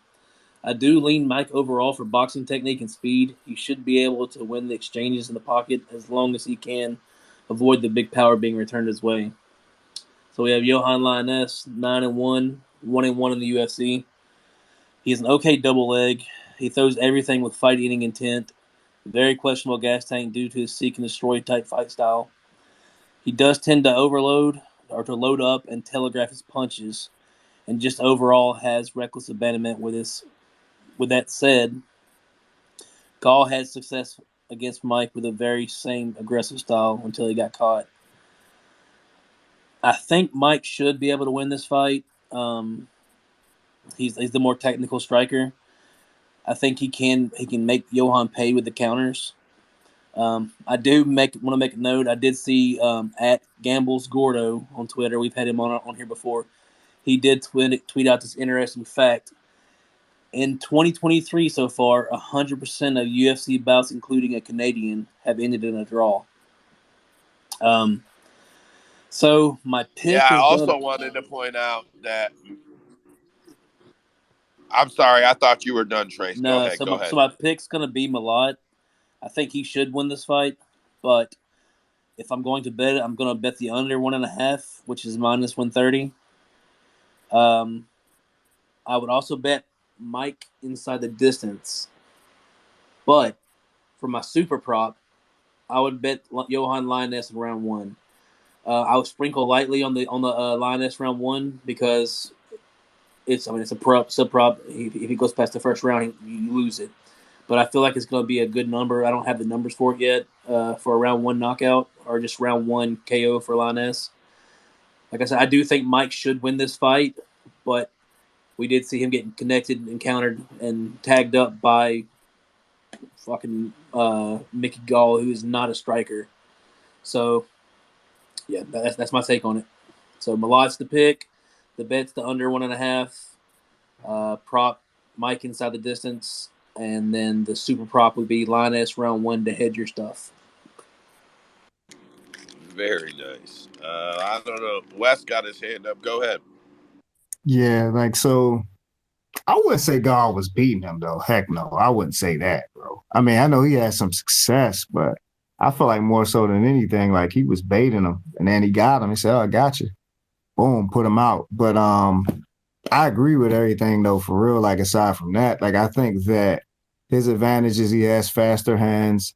I think in this particular fight, like Johan has to be aggressive. He has no choice because of the fact that he has better footwork and has faster hands. And I think that I see the openings because of the fact that you're right. He is hittable. He can be hit down the middle. You can also, I see that like overhand coming over the top, being able to clip him. I'm on like fight doesn't go to decision at -225 because like I feel like it's no point to play Mallet in my personal opinion, like because look what his line is. It's like -210. So you could just take fight doesn't go to Oh decision. no, like 100% best bang for your buck would probably be the under 1.5 at -130. I mean, that's an awesome line on that fight. That fight is designed for pure violence. That fight isn't built to last all 3 rounds. Like Yeah. somebody's going to sleep. But Yeah, I don't you? mean, but for me, like -225, 130, it's like I got everything covered every round. So I mean, like that's why I played that. I got every round covered. So I mean, I feel like that's a line that could have been like 500 or 600 or something. Like I see Oh, no way. 100%, Yeah, 100%. I see no way in hell they hit the cars. I mean, they hit the cars. Oh well, I guess they both got money on the freaking over or something. I don't see it. I think So, someone like I getting said, they killed. are both Canadian fighters. We fake Canadian fighters in here. Yeah, I think somebody's just getting slept, man. Like, because he's gonna have to be aggressive anyway to try to come in and like be counterproductive to Mallett's advantages and his speed and his combos is, like so the reality is somebody's getting slept. And then you like you said, you look at Mallett, he is hittable. You look at his fight with Hakeem, you can come right down the middle. Johan has that jab. He has that strong jab that he throws that hurts people. And then he comes over the top with the overhand. So I think you hit that combination on him too. So His yeah, biggest problem is the overextension. Like he loses if he overextends the Mallet counters, just like the Mickey Gall fight. I do want to say this though. While he is a Canadian, technically Mike Mallet is the double fade because not only is he Canadian, he also trains at Team Alpha Male. That's 2 fades for me. And he also has a draw with a French guy who's basically a fucking Canadian anyway. So there you go. Would you I say he's mean, French Canadian? Same shit. I got a grandmother, so I mean, whatever. I can say whatever I want. It don't make me a bad person. They're all the fucking same. hey, but don't y'all think the fight could probably play out different if Lonez fights damn, what's his name? Oh boy, like how you fought Darren Gabe Ruiz. Green? he Huh? talking about his last fight. And my response to that would be like, well, Dravi actually knows Johan. And so, because Javi's French Canadian, and Javi was saying that Johan had stated that he was fighting like that on purpose because he wanted to see if he could go 3 rounds. But I think that, Oh, okay, that makes yeah. sense. But then you look at the styles anyway, though, the way Mallet fights, because he has that hand speed, like he has no choice. Like you have no choice but to try to be a dog because Mallet does have good footwork to his credit. And he does sit here like on the outside at times, boom, pop you, moving it out. So like I don't think he has a choice. Like I don't think he could just try to fight him on the outside. Think he would just get kind of picked apart in my opinion if he tried to do that. Like whereas though with his last opponent, he could do that because essentially remember like all he does is try to like do Muay Thai stuff, try to grab you, clinch grab you. But against Mallet, man, I think he has to fight. So that's just my opinion. I think he has to. He has no I choice. mean, I figured that he fought like that since he kind of gassed out with Gabe Green, so he tried to switch it up, try to save his. I mean, I guess that still exerts a lot of energy if he just moving around, but I think he was trying to keep his volume and pick his shots. Like, I guess to maintain his tank, and it worked. Like he seemed cool all 3 rounds. So I figured like if he fight like that with him, shit, it might be a different story. It might not even go. It might go over. That's all I'm saying. But like you said, the style. So I guess we'll see. All right. Anybody else got a take on it that's different, or are we good to go on to the next one? Man, Average is having a hard time getting in this room. He keeps requesting it. It keeps telling me So here's what I need to do. Hold on. So I need to just add him as a speaker. Can you hear me now, Average? It's not that he can't hear you; he can speak. He just can't speak. Yeah. He it keeps saying error. I don't know what the deal is. Damn. Anyway, So Marin, what you got next? the Mal is the pick, right, y'all? Peace. I'm out of here. See you next week. Rhino, have a good one, bro. Thanks for hanging out so late, man. Yeah, thanks for your breakdown, brother. No Yeah, problem. I appreciate the tape time very much, bro. We'll catch you next week. Sounds like a plan.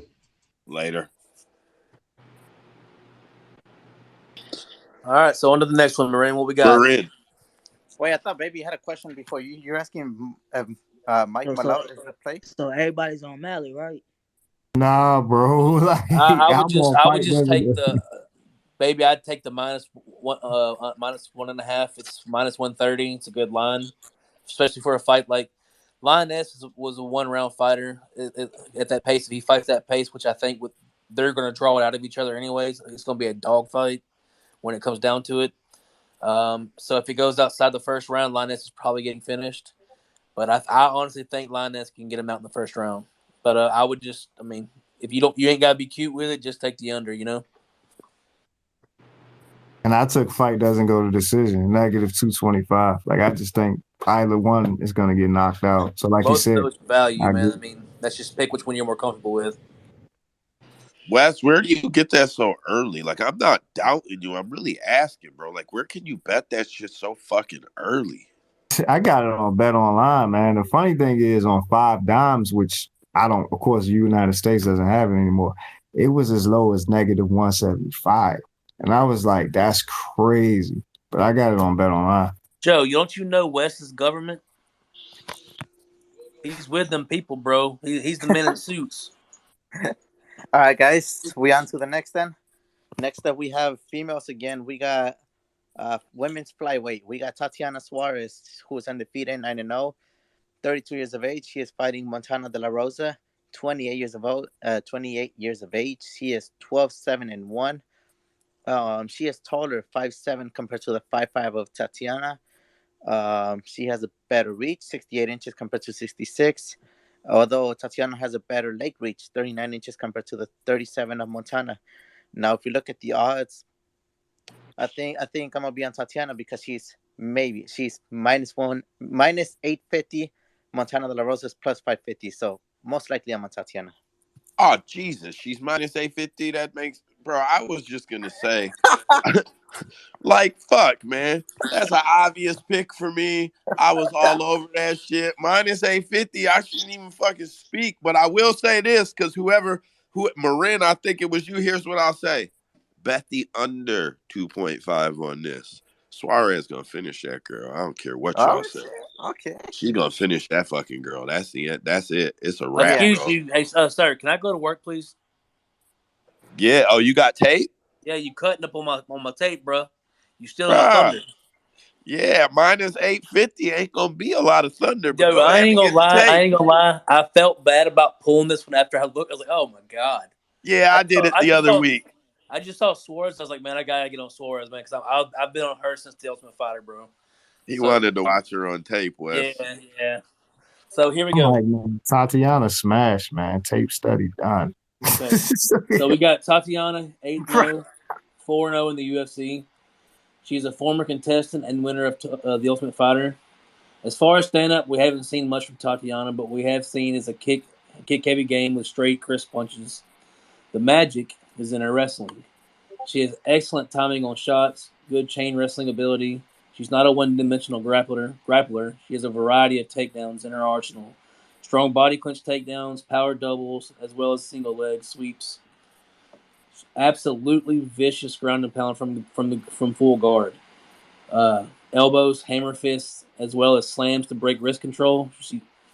I was shocked to find out that she wasn't the taller fighter because she fights so long. Like whenever you see her fight on top of somebody, she uses every centimeter of her body when she's fighting. Like it just felt like she was almost like snaking around her as she was fighting her. She's able to flow really well from guard. almost straight to the crucifix. She has great awareness on the ground and does implement the Dagestani handcuffs to maintain top control. She absolutely swarmed Carla Esparza, who was widely considered to be the best grappler in the division. Esparza had no answer for her dominant ground game. She's the rightful favorite. She trains with her boyfriend, Bellator standout Patchy Mix. So even though she's coming off an extended layoff, she trains with elite talent. And I have to imagine she's going to come in here and look like the Boogie Woman. So, ladies and gentlemen, we have our, I would say, our women's equivalent to Khabib. Man, I mean, I think she's as close to what we'll ever see as a Khabib in the women's division as far as wrestling dominance. She did show to have a little bit of a questionable gas tank in the third round against Nina Ansaroff, but at the same time, I don't know there's going to be many girls that are putting up that much of a struggle to keep her from taking them down. So Montana De La Rosa, she's 12-7-1, 5-3-1 in the UFC. She's training out of Team Alpha Male. She has nice knees in the clinch, but doesn't seem very strong. She can be controlled by stronger fighters and beat up against the fence. She does have decent trips from the clinch and does seem to have good Brazilian Jiu-Jitsu, and she seems pretty good at jumping to the back from clinch. So her best route of victory, I would be say, because we know Suarez is going to attack her, come straight forward for the grappling. If she's able to get to the fence and able to, switch out to her back and jump back, she could have a potential to win this fight. But I think simply that everything Montana does good, Tatiana's a master at. I look for her to try to make a statement in this fight, and by statement, I don't mean submission. So the pick is Suarez at minus 750. It's unbettable. The prop for the inside the distance fight is plus 130. And if you do think that De La Rosa is able to weather the storm and make it to a decision, minus 110 is not bad.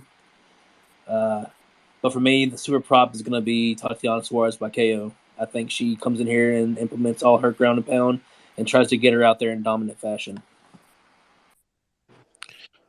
I am on Tatiana by submission. I think she hammers her, follows her to the ground, maybe pounds on her a little bit, probably takes the rear naked. I think Montana will give her the back. And that is probably the most likely outcome. I'm just saying, like, that's why I said the prop is the inside distance. Like, if I'm going to bet that fight, it's going to be the inside distance plus 130. You get the submission and the knockout for the same price or for a decent price. Just the super prop would be the KO. Just I try not to get too cute with it, so I probably wouldn't bet the KO, but I would just take the inside the distance for the good even number. Fair enough. Wes, what you got? I mean, I'll add this though, like in all fairness, like De La Rosa is a good grappler. She's a very good grappler, but and Tatiana has been in submission positions. She has, so I mean, that would to me be her only chance is to sub Tatiana. Tatiana had to be rusty, and she gets the sub. But I agree with everything you guys say that Tatiana's a beast, man. She's just better. It is what it is. Like you look at what Macy Barber did to De La Rosa. It's like, okay, you had some success, but I'm better. I think it's the same thing, and I think she's gonna finish her too. I mean, in my personal opinion, I mean, if you look at the Mackenzie Dern fight when she fought Dern, for instance, like De La Rosa fought Dern. Dern put her in some adversity, got the little, triangle off her back. Next thing you know, and she got the rear naked. Tatiana is always trying to finish girls. Like she goes in there, she takes them down. Like you said, she puts nasty ground and pound on them. She goes for darces. She tries to get rear nakeds. So yeah, I mean, I think she's gonna finish her myself as well. But that was like the biggest thing of note for me was like when Tatiana's in there, she is in there to damage. She's not holding you down. She's beating you up. Yeah.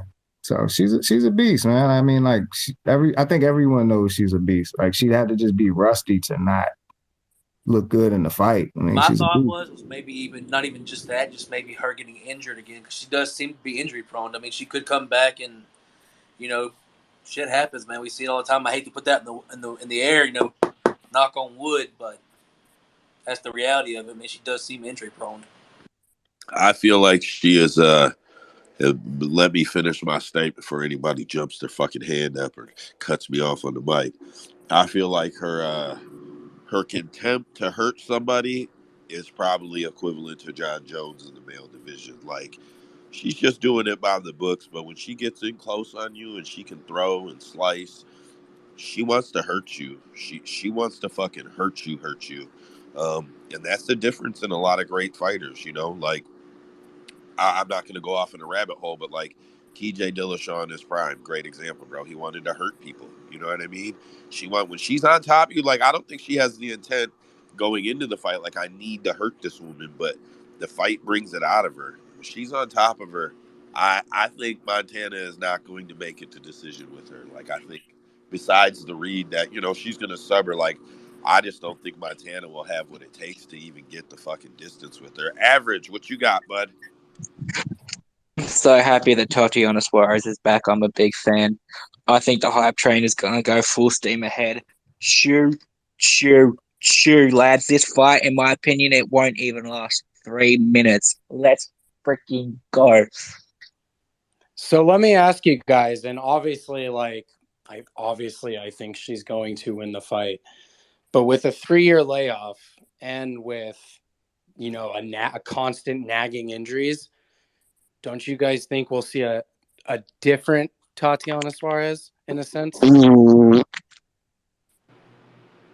If you were going for 3 years and you were right there in title contention, you'd want to come back to murder the person you're going against to get back where you were. That way, you're right there in title contention. No, I'm not questioning intention at all.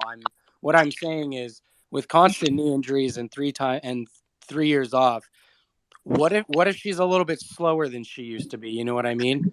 That's what I'm saying. We might see a different Tatiana Suarez. I'm not saying we will. I'm saying it's a possibility. I'm curious. I'm 100% believe we're going to see a different Tatiana Suarez. I think we're going to see a way better version than we've ever seen before. I think she comes and shows you all the things that she's been practicing on in that time off. I mean, while she has been injured, she's not just laying on the couch when she's been injured. I mean, she's still learning shit, you know? I think she comes and basically does whatever she wants to do in this fight. That's why I think I expect to feel her drive. Like, I expect that she's very driven to get into the cage, where Montana maybe not so driven. I feel like Tatiana she's got a purpose here. She knows I go get these W's, I'm in title contention, and she knows it. Not like some of these other people know it. Like, oh, if I could just get that one and that one, she knows. I knock 2 of these broads down, my name's being talked about for title shots again. So I think her drive, her why is much stronger, and I think that is what will save her from the 2-year layoff or the 3-year layoff, to directly try to answer how I feel about your question. Anybody else on this fight? Man, I left this shit alone because I think Della Rose, whatever her name is, I don't think she that bad. So I think she can make it competitive. I mean, in my opinion, what I seen, but I'm gonna leave it as that. My only issue that is that we've seen, like Wes said, Macy Barber able to hold her and throw her around and beat her up for 3 rounds essentially. And I think Suarez does that to anybody. Usman, baby. No, yeah, I think they gave her this fight on purpose. They said, "Oh, you've been on a 3-year layoff. You might be a little rusty. Don't worry, we're gonna give you a girl who's gonna completely want to oblige with you and go ahead and take it to the ground. She's gonna give you every single chance to win. As rusty as you are, she's gonna give you the chance to sub her. She's gonna give you the chance to pound her out." And I don't give a fuck about no 3-year layoff, man. This is the same girl that had to fucking drop out of the Olympics because she had cancer in her neck or some shit like that, and then came out and became one of the fucking scariest female fighters that we've seen in a while. I don't have any question about her drive. I don't have any question about her passion and how she wants to fucking come out and make a statement. Go ahead, Ozzy. What you got, brother? Yep. G'day, fellas. How's it going? I've been listening for most of the show. I knew this was the one I wanted to jump in on. Suarez is going to fuck her whole day up. She's going to be all over this poor girl. I know she's moving up in weight for this fight, but she's still going to be so much stronger everywhere this fight is. And Montana De La Rosa, she's not a great striker either. I mean, even if it is I would say standing, she's probably the better striker of the two, though. I think she has this crisper punches, anyways. But I mean, that's going to have to be her whole game plan, is to keep the fight standing, which is everyone's game plan against Suarez. She's just going to wrestle fuck her. I don't see any other way it goes down. Maybe Suarez just holds her up against the cage and beats her up there, but she's got really nothing to fear. I mean, I don't think she's going to be scared of getting submitted from on top. So unless De La Rosa can get some kind of crazy sweep on a wrestler that's this good, which I just can't imagine, I think it's going to be one-way traffic. I think the line is where it should be, and I can't wait for Suarez to really get a big step up in competition and start bashing some of these chicks that are way up top. Hey, yo, Aussie, hey, this is Reptile. Hey, you sound like Reptile. Is your other account Reptile? No, I only have one account, mate.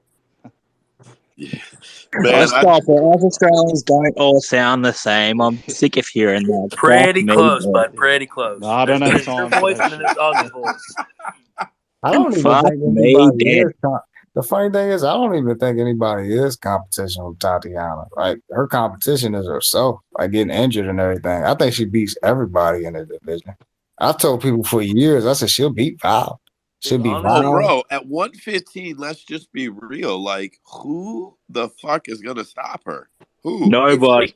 If At she never 125, sees a nobody's belt, going to stop if her. she never holds the belt, it'll be the biggest, biggest. What do you call that? The biggest failure of a career of what have could been, because dude, she has the potential just to smash and not be touched for years. Like the same kind of dominance that you see with Nunes, but with grappling and like Khabib style. You know, it's That's like why they literally call her Tabib. That's like you look up her nickname, it's literally Tabib, bro. Listen, well, it fucking fits, dude. I'm telling you. I mean, that's the closest thing I think we'll ever see to a female Khabib. I'm really, really glad Wes said and 125, because it's the truth, bro. If she was fighting Valentina at 125 in 2 months, I would bet Tatiana. I swear to God, I would bet Tatiana, bro. So Look, speaking of betting Tatiana, I just want to say right now, everybody pull out all your money, run to Bet Online right now. I just saw that they got under 2.5 at plus 125. This shit is what? absolutely ridiculous. Bet Online right now, What? under Can you say that again, 2.5 please? plus 125. Parlay it, hit it. I ain't gonna lie. I don't think it's like that though. Like, I she do. finish her under 2.5. I mean, but like, I do. Like I said, I think what's it called? Montana's gonna do. And then with the striking, I feel like, yeah, she might have a little bit better striking, but with her stance, I think the leg is gonna be there for that single and the chain wrestling. The way that she overextends on her punches, I think it's the body lock will be there. I'm hitting the plus 125 Yo, under Usman, 2.5. 2.5 plus 130 on DraftKings too. I'm with Maybe. Bailey. Hey, I ain't I touching don't that. read these lines. I don't read these lines. Y'all know this shit, but maybe I ain't it's a convinced, trap. bro. I don't think she a bum like that, but yeah, Tatiana should be the side, but I ain't convinced on that line, bro. I'm telling you what I see happening is, like, if you watched her fight against Carla Esparza, she's able to pretty much glide from full guard into that crucifix, man, and I think she gets on the crucifix on her, and I think she starts elbowing, and that's a wrap. I think she's unable to get her off of her because she's so heavy, so top heavy, and has such a good top game. I don't think anybody can get her off of her. So I think she crucifixes her and just starts fucking hammering elbows on her. I mean, she finished Carla in the third though. I mean, like, De La Rosa can grapple. I don't think she can finish her like. Well, I said inside the distance plus 130. I'm not doing 2.5. That's the same thing. I'm just going to take the fight to be finished overall, not give it a time limit. No, okay. All right, so now that we all agree that Tatiana's going to win, let's move on. Yeah, we spent a 800. long Like, we time spent talking too about long that. on Okay, 800. Mom. Sorry, guys. Bro, Just if she before don't we ever do come bounce in off this this one. fucking space, that's got to be the biggest tragedy. We just spent 20 minutes talking about how she's gonna fucking smash. I've been But waiting it's 3 years all, for it, come bro. on. I've been waiting Come 3 fucking on. You years. love talking about how good Tatiana is. Don't lie. Yeah, bro. Listen, fuck this fight. I was talking about I met Tatiana and how much I like Tatiana before she came back. I was telling Wes, we had these conversations. Lap, Marin, what you got next? Yeah, we spent too much time on a girl who's taken, so let's move on. We got heavyweights. Patsy Mix whooped my ass, so would my wife. I'm just kidding. What? What kind of laugh was that, bros? All right. Hey, man, I'm fucking. What is it? Subject-mental my own life. Leave me alone. I'm just kidding. Okay, next up we got heavyweights, and I'm gonna like the comments that either West or Joe is gonna have in this one because these guys for sure suck. Augusto Sakai coming off four losing skid. He is from Brazil, 15-5-1. Dante O'Mace is the other guy who's also coming out of I don't know how many losses. He is 9-4 with 1-0 contest. Coming out of USA. I'm telling you, I don't like both of these guys. Dante is taller, 6'6", compared to the 6'3" of Augusto.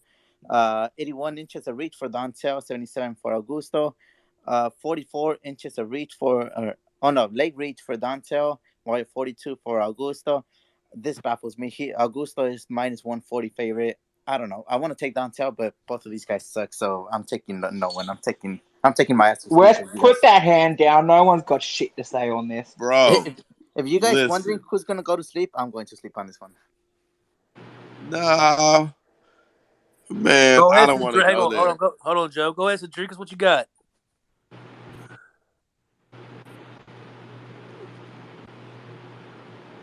All right, then. Listen, I will say, if I'm picking a side, I'm on Mays. Yeah, that's all I'm going to say. Wes, what you got? Yeah, I don't think both of them suck. I mean, I don't agree with that. Like, I think Mays is talented. I always thought Mays was talented. Like, I just think that he loses the pressure cookers. You know, when I call a person a pressure cooker, guy that's going to just like hound them down, pressure. And then he loses the guys that are wrestlers, right? So if you combine the two, then he'll lose. So if you look at Hamdy has some nice solid counters in the pocket. Like Hamdy has like deceptive quickness for his size. He hits hard. So, you know, you look at that first round, man, he just kept countering because Mays likes to try to like dip his head. So when he was dipping his head, he'd counter. And then, all right, by the second round, Mays picked up on him. Unfortunately for him in the third round, though, he let Hamdy take him down, and then that was all she wrote. But Sakai doesn't fit that. Like, he's not a pressure cooker. He doesn't have great wrestling.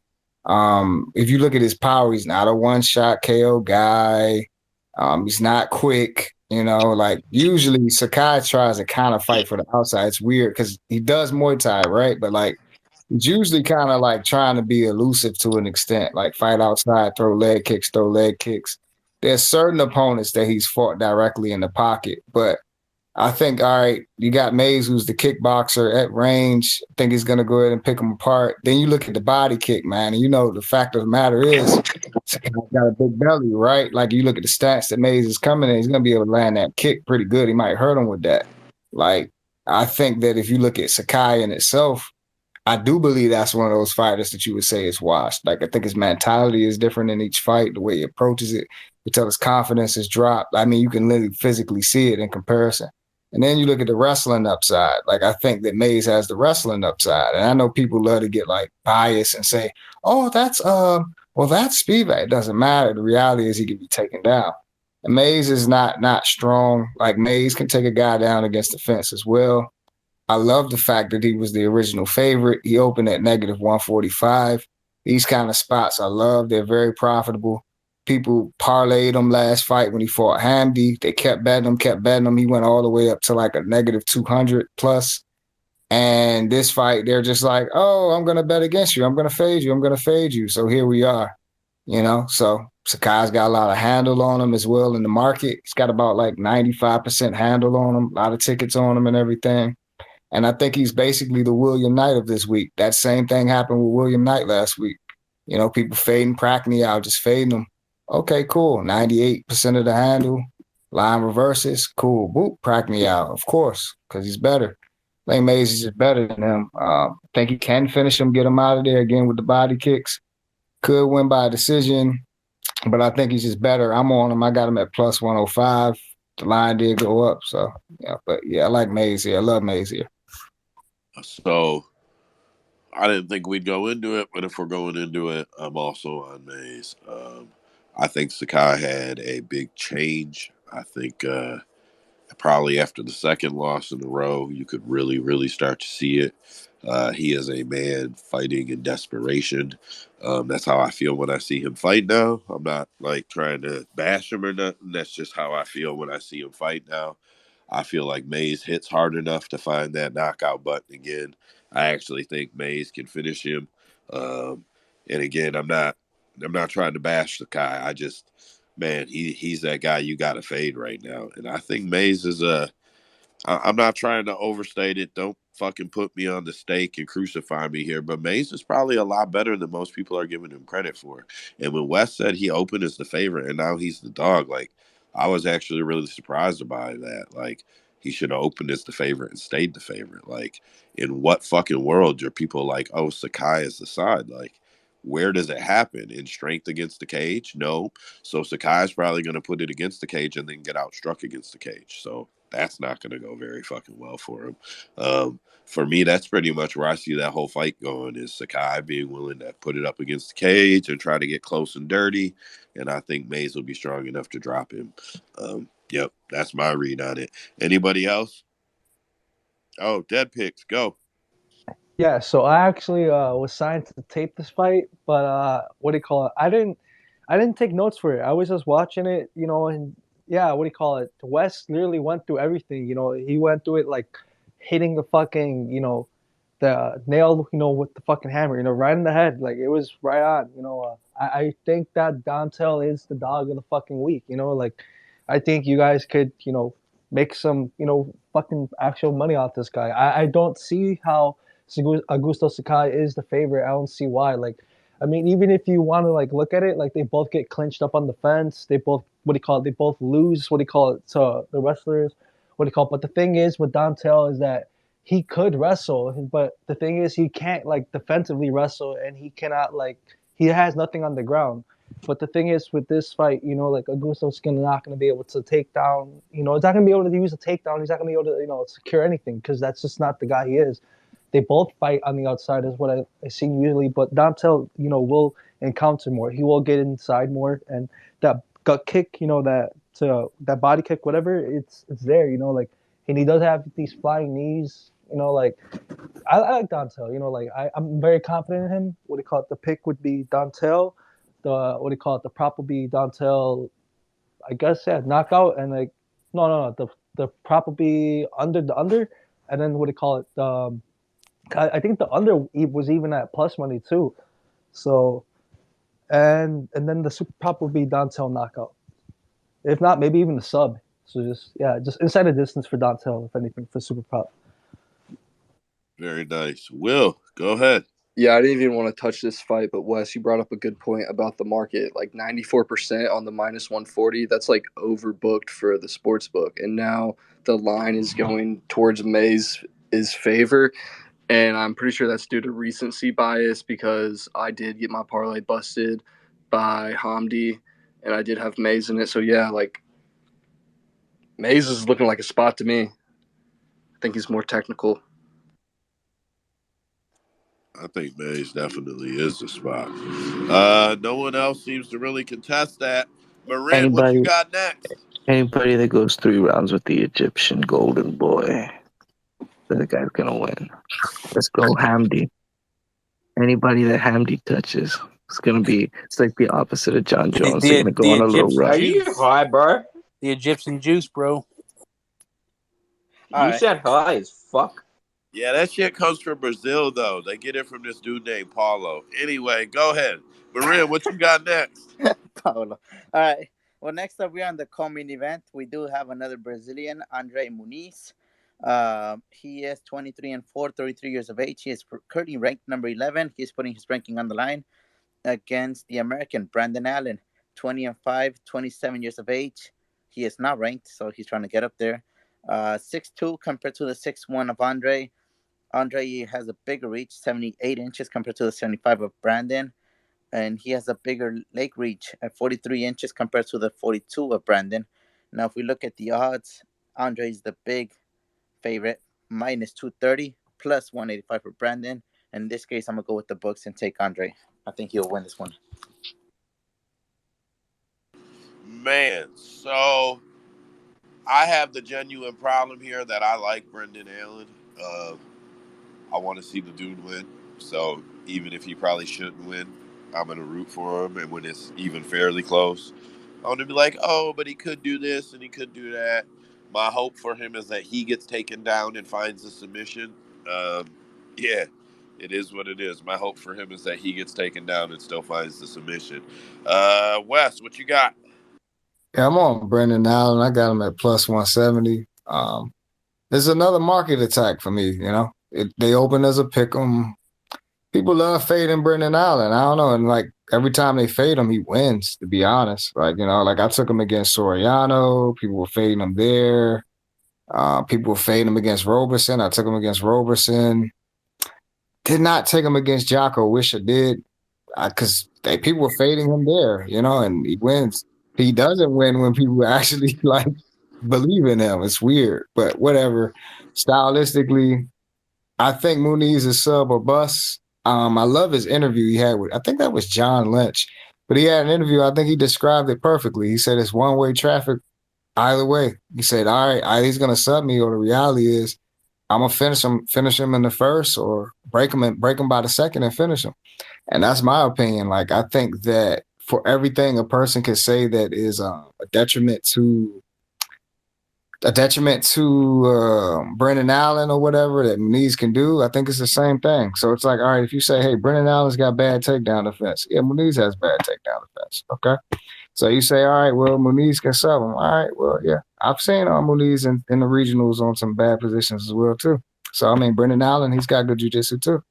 So, I mean, but what does Brendan Allen do? If you look at the Uriah Hall fight, for instance, right? When Muniz fought him, Uriah Hall actually reversed out of position, got in his guard. That was off a sweep. And if Uriah Hall can do that, but he just washed, right? So, like, by the second round, he was tired, couldn't do it anymore.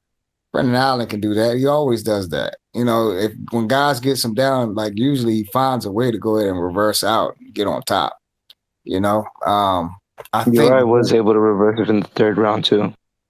He did it in the third too, right? So like, yeah, like I just think that people have expectations for Muniz that aren't really there. Like his striking's not there. I know people are gonna say, oh, you know what, he gets knocked out. Brendan Allen is just like Burns in the sense that the jab is his worst enemy. If you can throw a nice jab, cool. You can go ahead and tag him up. Then catch him like Chris Curtis. He threw some shots to the body, threw the jab, bam, he got him, right? Strickland threw some jabs, got him with the overhand. Muniz doesn't strike the well down the pipe, doesn't throw anything down the pipe. So I'm not concerned about that. I think Brendan Allen breaks him, man, or just flat out knocks him out in the first. I really think I like Allen here. I think it's the same, like, I think he's too much of a dog for Muniz. Muniz cardio isn't great. I think he's going to get him. I think the only way Muniz wins is if he subs him. If he subs him, oh, well, you got me. Cool, fair enough. But I think he's better everywhere else. Like, so, yeah, that's why I'm on him. Nice. Average, go ahead. I've got Allen on this one as well. But I have to go now, so I'll catch you guys later. You have a good one, yeah? Average, thanks for hanging out, bro. We'll catch up with you next week, hopefully. Peace, guys. Later on. Aussie, go ahead. Yo, yeah, I kind of disagree with Wes, which I don't do often, but I think Muniz is just going to be too strong, man. It's definitely going to be, I think, a grapple-heavy fight. I don't mind. I think he might gas late though, so I really wouldn't be surprised if Allen could get that round 3 finish, maybe. But I just think he's just going to be too strong. I don't even mind the KO prop. I think you can get Muniz KO at 9-1 or plus 800 for you guys over there. Because I think, you know, these grapplers sometimes they're heavy on top, and Allen's got good defense. I could see him just throwing elbows instead of locking in the choke. So yeah, that's my thoughts anyway. All I know is I just hope I don't see Muniz break another person's arm or any bone at all, man. That shit was disgusting. I got to see him break Jacare's arm live. Oh, you was there? Yeah. Damn. How sickening was that bone sound? At first, all of us were just like, "Oh shit, what happened? Did he just tap?" Well, I mean, we couldn't hear it in the stands, but then after showing it on the replay on the big screen, the whole crowd basically cringed. Whew, I was at home and I heard it on TV. I was like, "Oh my, he broke it! You broke it!" Yeah, that's Oh a yeah, career-ending injury right there. So so he had I success too. I actually had tape on this one, and I was kind of going thinking overthinking on this one, and I actually reached out to Wes to help me out with this one. Because the only thing I didn't like was that Brendan Allen does crash the space, and he'll stand in that pocket for just a little too long. He usually gets caught with the hooks, but Muniz's striking is just so bad. He's throwing arm punch hooks. It looks bad, and I don't think it'll happen. But I went ahead and looked at that Tom Breeze fight way in the at the beginning of Allen's career or UFC career, and Tom Breeze did a lot of things that Muniz likes to do, from tangling the legs, from getting the back along the fence, and then getting the takedown, going ahead and fucking attacking the back, falling off of the back and attacking the arm bar. Muniz likes to do the exact same thing. For the pick, I went Allen. Bet, I went Allen. Prop, I went Allen round 2 KO. And instead of super prop, I went ahead and did the baby special. Why can't we all win? And threw in Muniz by sub, because that is the only way he's gonna get the win. Baby, who you on, man? Why you hot? Who you on, baby? Nah, I ain't hiding. I'm like tripping about this weather out here in Vegas, man. This shit crazy out here, boy. It's like a fucking tornado over here in this bitch. Hey, yo, Andrew, you see this shit? Andrew probably asleep.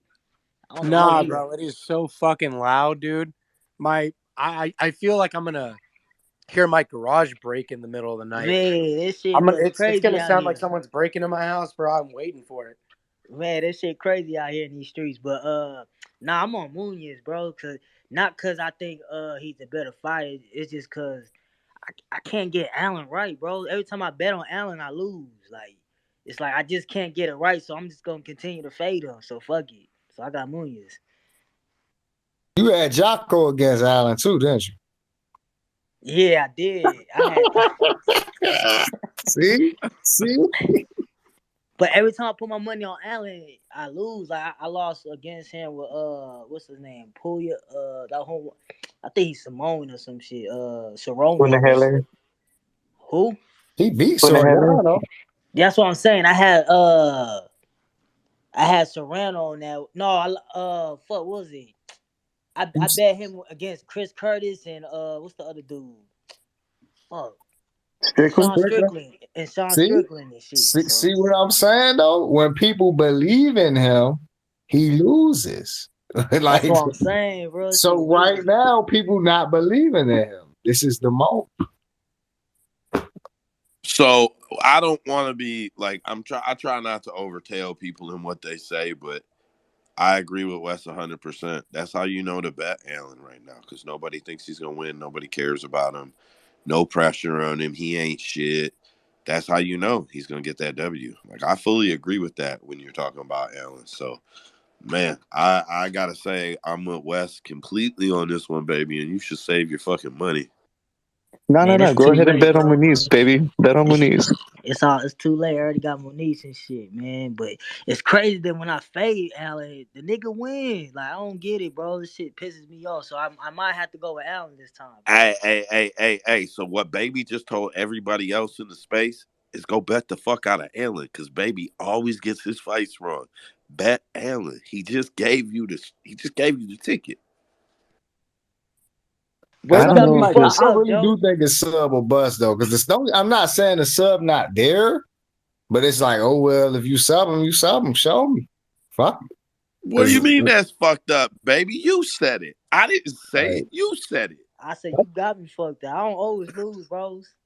No, you said you always lose on Allen, bro. Nah, bro. Like you Allen. clearly Oh, yeah. on Allen, you clearly always lose, and right now you on Muniz. So based on what you saying, like that, we good. We good here. We good money over here. We got Allen. That's what's up.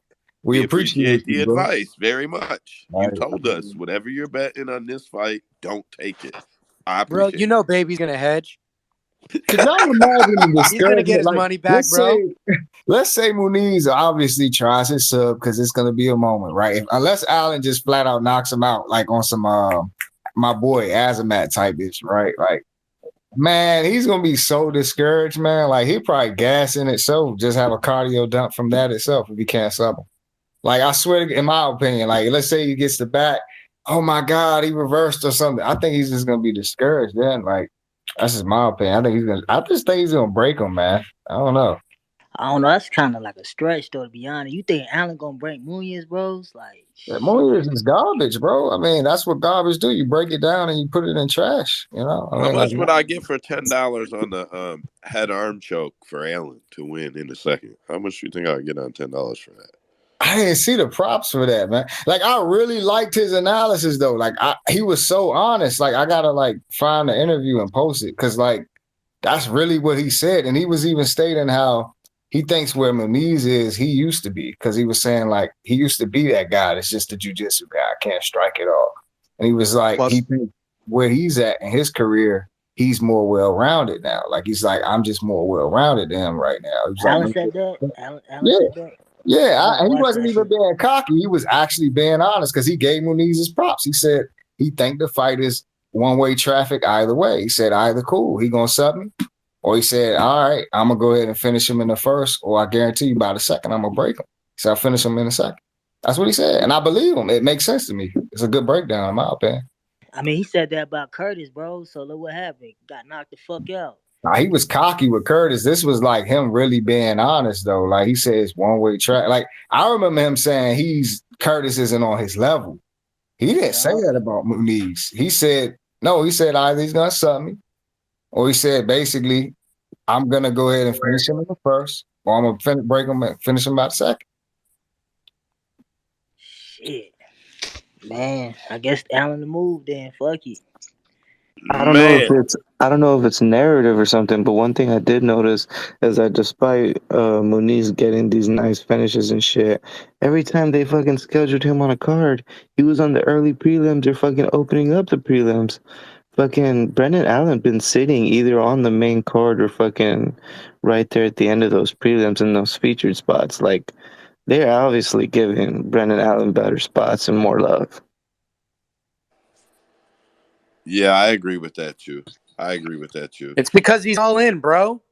Yeah, and he's a pretty likable guy. Like if you're the promoter, like Andrew just said, he's all fucking in. His all nickname, man.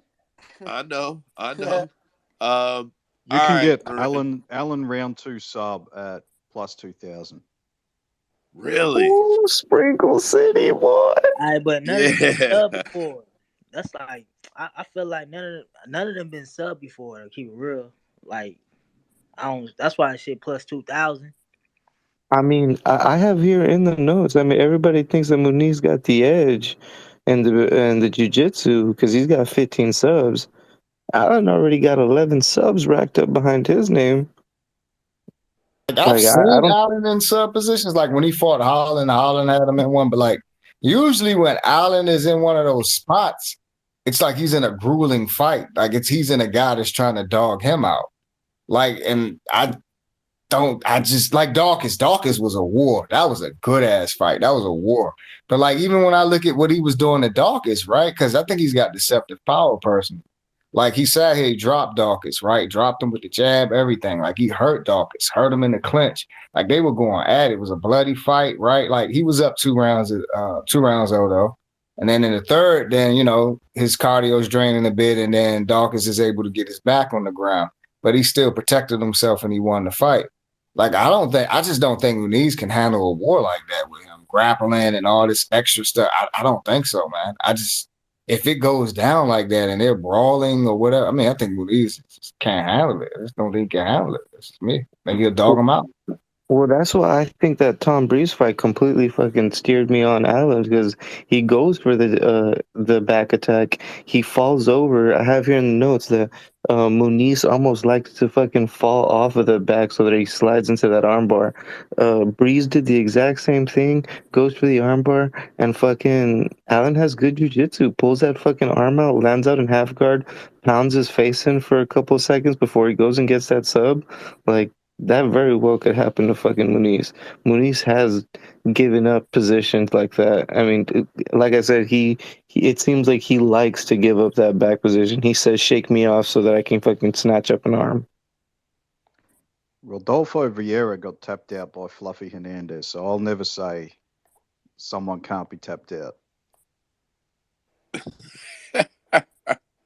That was perfect, bro. All right, 25 minutes on this fight. Marin, what you got next? Well, this was the common event, so we just got the main event, which is light heavyweight. We got Nikita Krylov, 30 years of age, 29-9, against Ryan Spann, 31 years of age, 21-7. They're both coming off a win. Nikita from beating Gustafsson, and then Ryan from beating what's his face? Damn, I just forgot his name, but we all know him. It's that one guy who allegedly almost beat John Jones. But anyways, Nikita's ranked number 6. Ryan's ranked number 8. Matt Hamill, by the way. No, no. That's who actually beat him, but no. Dominic Reyes. Yes, that's the one. Sorry, I was gotcha. All right. Well, Ryan is taller in any way possible. He is a 6'5" compared to the 6'3" of Nikita, 79 inches of reach against 77.5 of Nikita, 45.5 for leg reach against the 44.5 of Nikita. And if we look at the odds, they got Nikita as the favorite, minus 170, plus 140 for Ryan. In this case, I'm going to be taking Ryan. So I got tape on this fight. Man, I don't know if this card feels like dog city or what, but so I actually taped the shit out of it. I'll hit Spann first. First thing to say and notice, both these guys are very active. The things these guys do, they've been doing a lot lately. They've been doing frequently.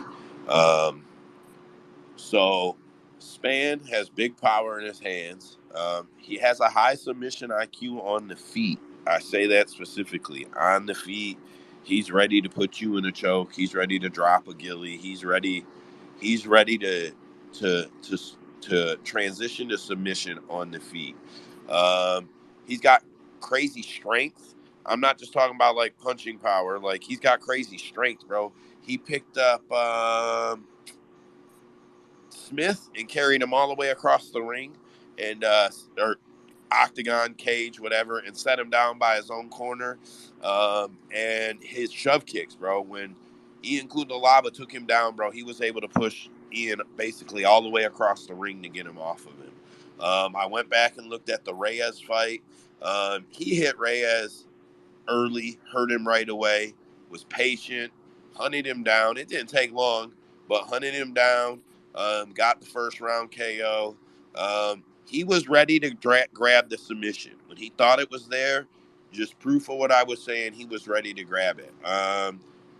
Also notable, I don't know if it's true or not, Derek Lewis, I think, made this claim and then lost a whole bunch of fights, but he says that was the first time he took a camp seriously and the first time he trained more than 3 weeks for a fight.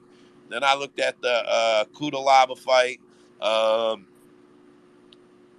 Proof that he's ready to transition on the feet to submission. Happened again in that fight. He let go of early three-piece. He let go of three-piece early. I rewound it back because I wasn't sure, but I'm pretty sure now Ian was hurt. He shot the takedown. Spann got up. I mean, Ian was able to keep getting him down for a minute, but Spann was able to throw him off and get up.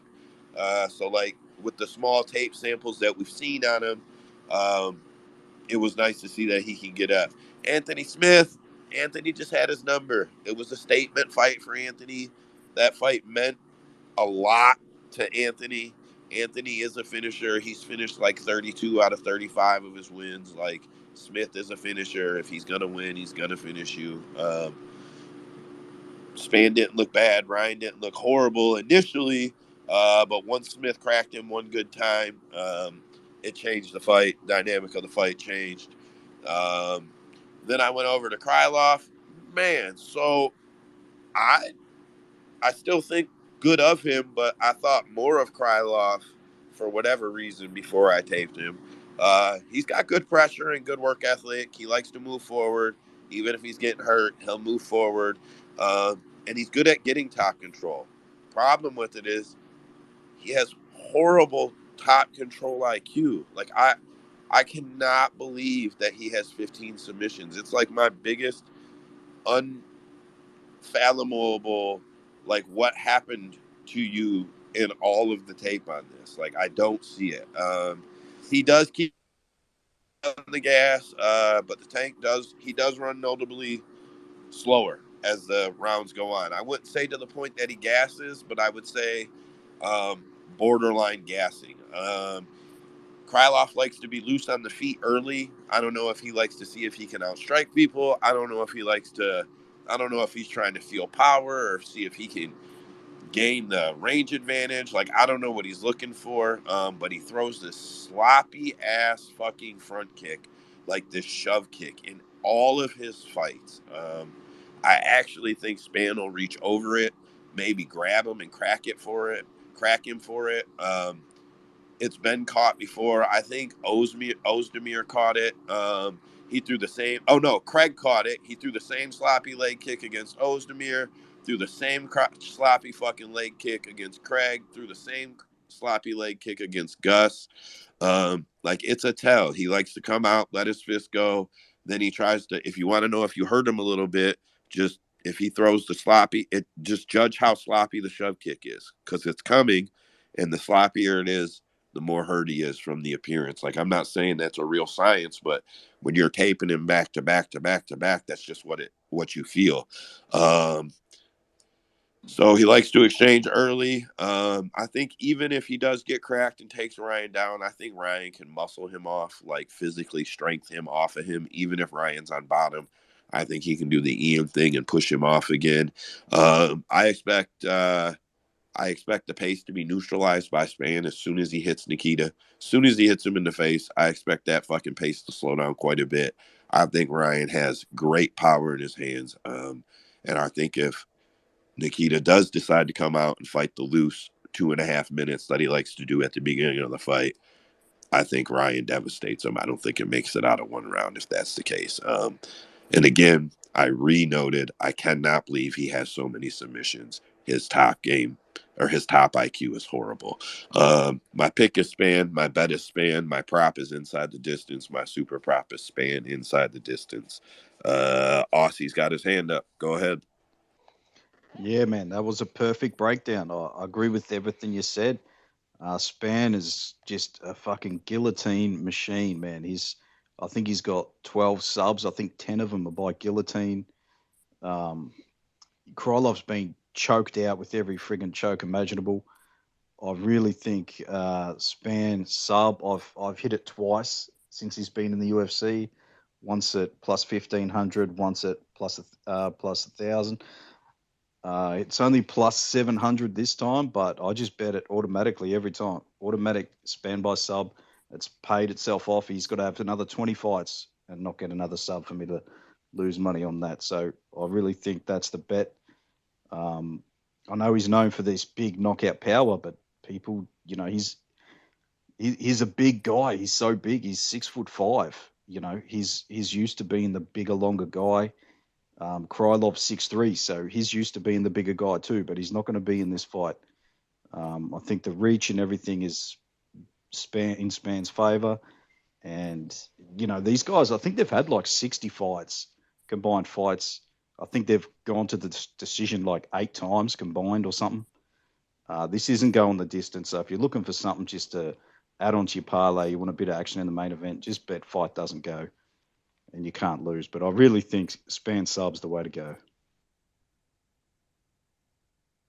Man, at that pay rate, fuck, you can't lose if you've already won on it. Marin, what you got, bud? Well, I mean, just want to say that I for sure agree with you. I already had Spann, but with your points, it makes me even more secure of betting Spann. Just want to say Good night to everyone. Gotta head out, get ready for bed. But yeah, this was fun. See you guys next week. I'll talk to you guys. Loser. Later on, Marin. Thanks for sticking the card out, bro. We'll catch up with you in the chat. Anybody else on this fight at all? All right, man. So y'all on Spann because of what he did to Reyes, or y'all really on Spann? Like, No, I'm I really think I on think Spann I because think I watched the shit out of the tape, bro. I think Spann can get the guillotine on him. Spann's got a nasty ass guillotine. So what you want? You want Krylov, right, baby? nah, I ain't fucking with this fight. Yeah, he try to get me, huh? Nah, man, I ain't fucking with this fight. Yeah, I'm staying out, man. Like I don't trust Spann, man. Spann got that. Spann got that soft spot on the back of his head, man. Like that's his kryptonite, man. That's Super Spann's kryptonite. Like all it takes is one exchange, right? They throwing hands and randomly, hit on the back of the head, and Spann end up getting knocked out. Like it's weird. Like that's. Bro, I was just gonna say, man, I feel like he's a tad bit overrated. Like people forgot that Alfonso Minifield knocked that fool out on the Contender Series.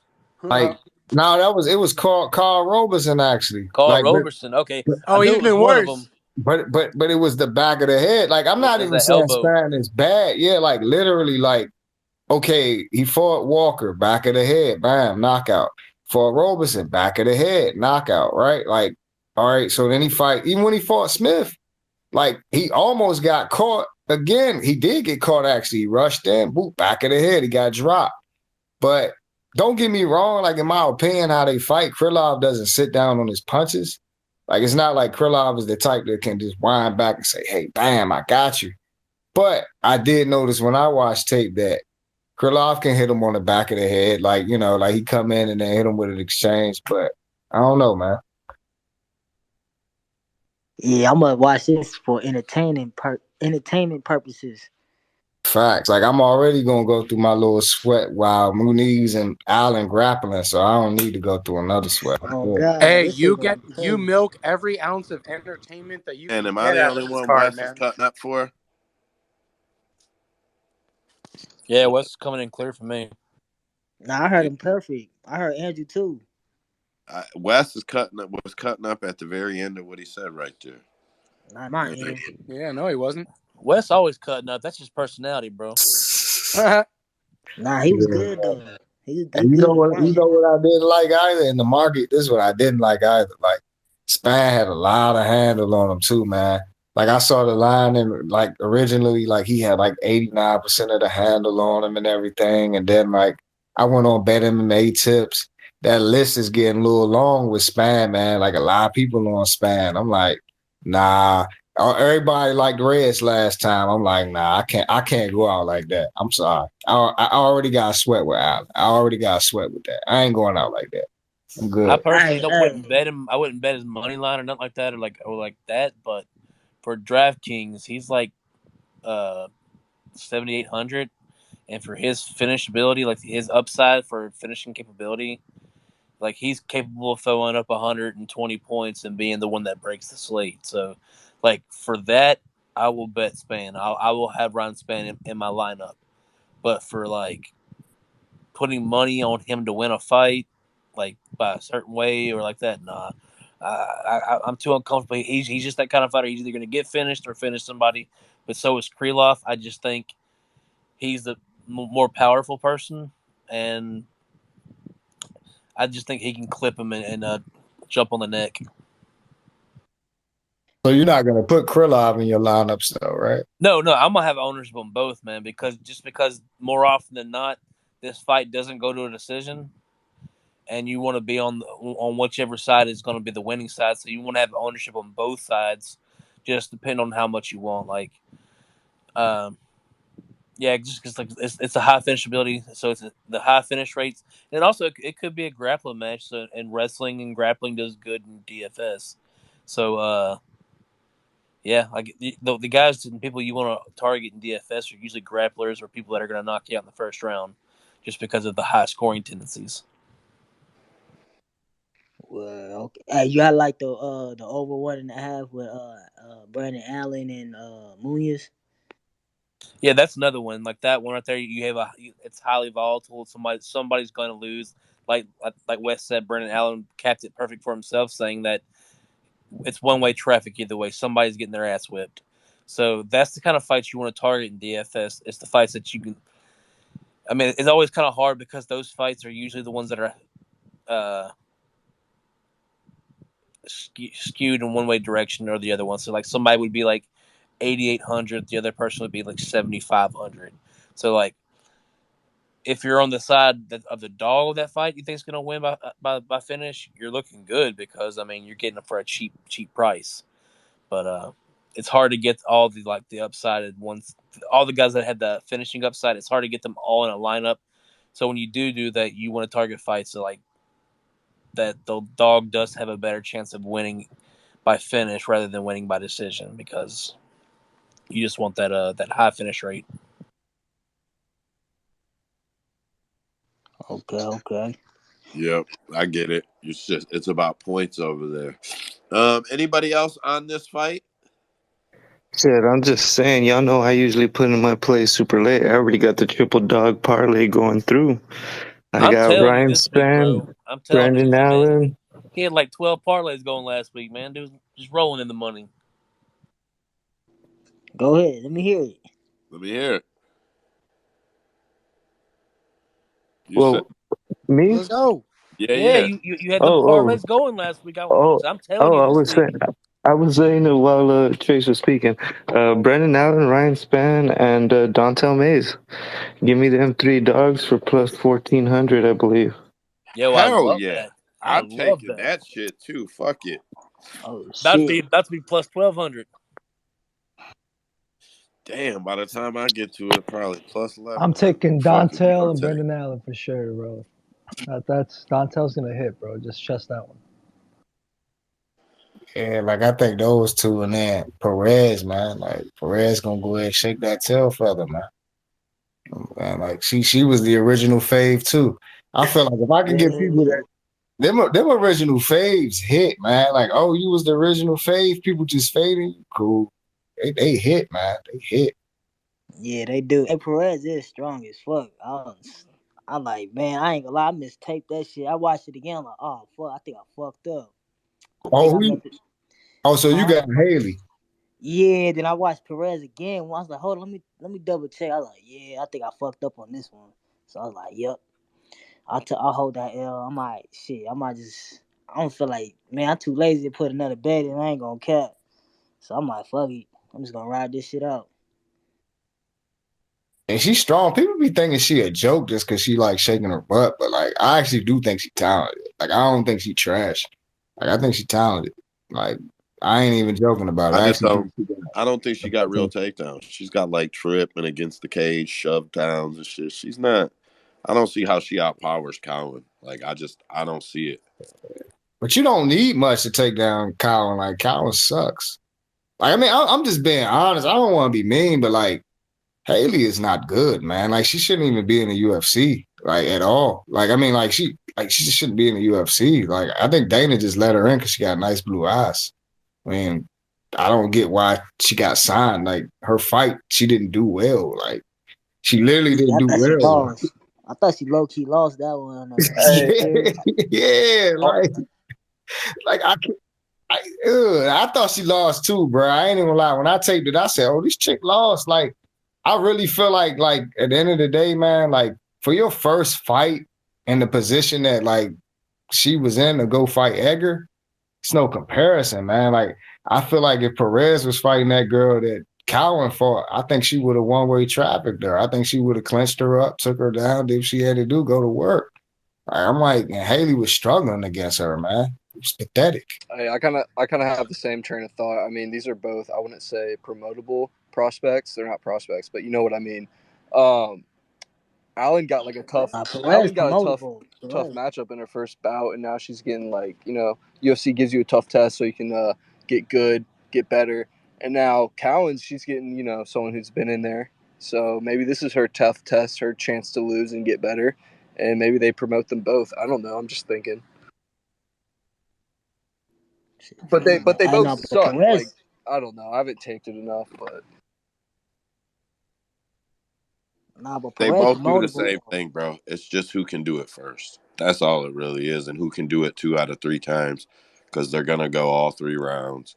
So it's who can get on top twice, because the first one to get on top each round will spend the rest of the round on top. So the first one to do it Rest twice. of the round, though. I mean, Haley top control not that good, man. Like Neither is Perez's, bro. You watch girls on the regional scene in Samurai get up 4 or 5 fucking times, bro. Neither is hers. It's fucking lame. I can't agree with that. I seen like Perez dogging chicks out, man, like holding them down and just The grounding. one last fight, bro. The one where she landed the 3 illegal blows. That's the only one where she really held someone down, bro. That's it. Nah, that's not the I only watched fight she did. Bro, I can tell you a fight right now where she held the chick down. She was fighting that Brazilian chick, like, and she quit on the stool. She was whipping her ass, man. Like she took her down. That's the one where she was shaking her butt after she won. It's right there on YouTube. She had her hair pinned up. I don't know the girl she fought. She had like a short haircut. It's a samurai fight. She was Oh yeah, I seen dominating that that one. I fight. seen that one. Yeah, she was dominating that fight. Perez got some real good top control, man. Like she got good top control. Like I don't know. Even her striking, like I think her striking actually not bad. Like she got nice feints, throw nice leg kicks. But when she fought Edgar, she was being stupid. It's like why would you go in there and keep trying to clinch up and wrestle like a chick that's well advanced than you? If she would have just kept trying to strike, she would have had a better chance of winning the fight. But I mean, hey, we'll see. We'll see. I mean, I think she can get her about it. We done talked about this, but I don't think it's a lock that it's going 3. I can't see a woman that's been finished twice by sub easily. I mean, easily, and just was almost finished by a sub in her last fight. I can't sit here and bank on you not getting finished, man. I don't know. That's just me. I think she might So get Howland finished. got subbed twice, and Perez got subbed once, and that's the locker. Fuck that. By Edgar, like Edgar is a certified judoka though, bro. Like she's like legit. Like Edgar's sub game is for real. Like this chick Edgar got got sub 4 by submissions in 11 fights, bro. bro. Look Like what I just said. She's a judoka. Like she sub Ronda Rousey. Like she Edgar. got submitted Okay. by Bueno Okay. Silva. Okay. Yeah, because Bueno Silva has a good sub game. Like Bueno Silva has great submissions. Like that's her thing. She just subbed Lena. Lena had never got Joko subbed. though. I mean, just like, yes, I'm saying, but she has good subs. So, of course, she sub Perez. Like, why wouldn't she? But Haley doesn't have subs. Like, she doesn't have that in her arsenal. Like, Haley is very easily subbed. Like, easily. Like, it's bad. Like, she can be subbed so easily. She got subbed by a soccer mom, basically. Like, it was like a 40-year-old chick subbed her easily in the gilly. Like, she has no sub defense at all. I think I picked Haley because I thought Haley would control Perez. That I don't know, man. And I watched it again. I was like, damn, Perez pretty strong. Like she was kind of like muscling Stephanie and shit in some spots and shit. But she fucked up on the IQ and shit. And that's literally what I saw, bro. Like that's how I judged it, because I know Edgar not like easy, like especially as your first fight. Edgar, like from a strength standpoint, that's not easy to be muscling her and everything. So I looked at it how you looked at it. I'm like, well, if this is Edgar, and you're in there in the clinch having spots where you're holding her, you actually took her down, you had some top control. I'm like, who is bum ass Haley Cowan? Like she sucks. Like, Yeah, dude. So I remember betting on Haley on her fight for Contender Series and feeling robbed after she won. So I'm feeling I want to get my money back. And also Haley's getting like 75% of the money. That's not a good look. Yeah, it's not a good look, bro. Like, and I swear to goodness, like, I capped it before the lines came out. Like, I remember I capped it with no lines. Like, I was like, yo, I like Perez here. I don't even care. So when the lines came out and I saw she was a negative 150, I told my boy Will Betts down there, I said, watch this, bro. I said, people going to bet Haley. I said, because they just going to fade Perez. And what did they do? Boop, 135. I said, let me get that. I said, that's all you going to do is fade her. And now, like, money coming back on Perez because they like, y'all tripping. Like, why y'all betting Haley? Like, she sucks. She's trash. She's not Hey, good. don't get it twisted. Or Haley could probably pull it off still. Though. She could probably still pull it off. Like I you mean, said, I dig it. Perez got IQ problems. So hey, there you go. Listen, but probably only if Perez takes a dive. We spent 18 minutes on this fucking fight now. I'm done with this fucking fight. Anybody got anything else on another fight before we cap this card off? Who want Krylov, man? Come on, no love for Krylov. I didn't hear anybody give him love, and that was surprising to me. I thought I'd be going against the fucking grain here. Yeah, I Yeah, I'll mean, take Krylov. Fuck you. I'll take Krylov as a pick. I ain't betting the fight, but put me down for Krylov as a pick. Like, me and Baby with Krylov, and we united. Let's go. It's a moment right Yeah, here. but when Baby says fuck it, I gotta ask. So fuck it, you gonna go bet him, or fuck it, you'll just say you take him? Nah, I just think he gonna hit that soft spot. So you gonna bet him, or you just Yeah, gonna say you take him? Nah, fuck it. I'll bet it. Shit. man. I ain't betting him, but on some pick stuff, I'm fading. Like, I'm sorry, man. Like, I gotta fade you, Joe. I gotta fade you, bro. I don't know. I gotta fade you, bro. When you this passionate about a guy like Spann, and I'm looking at the market, and I'm seeing Bro, I everybody feel like you. Spann.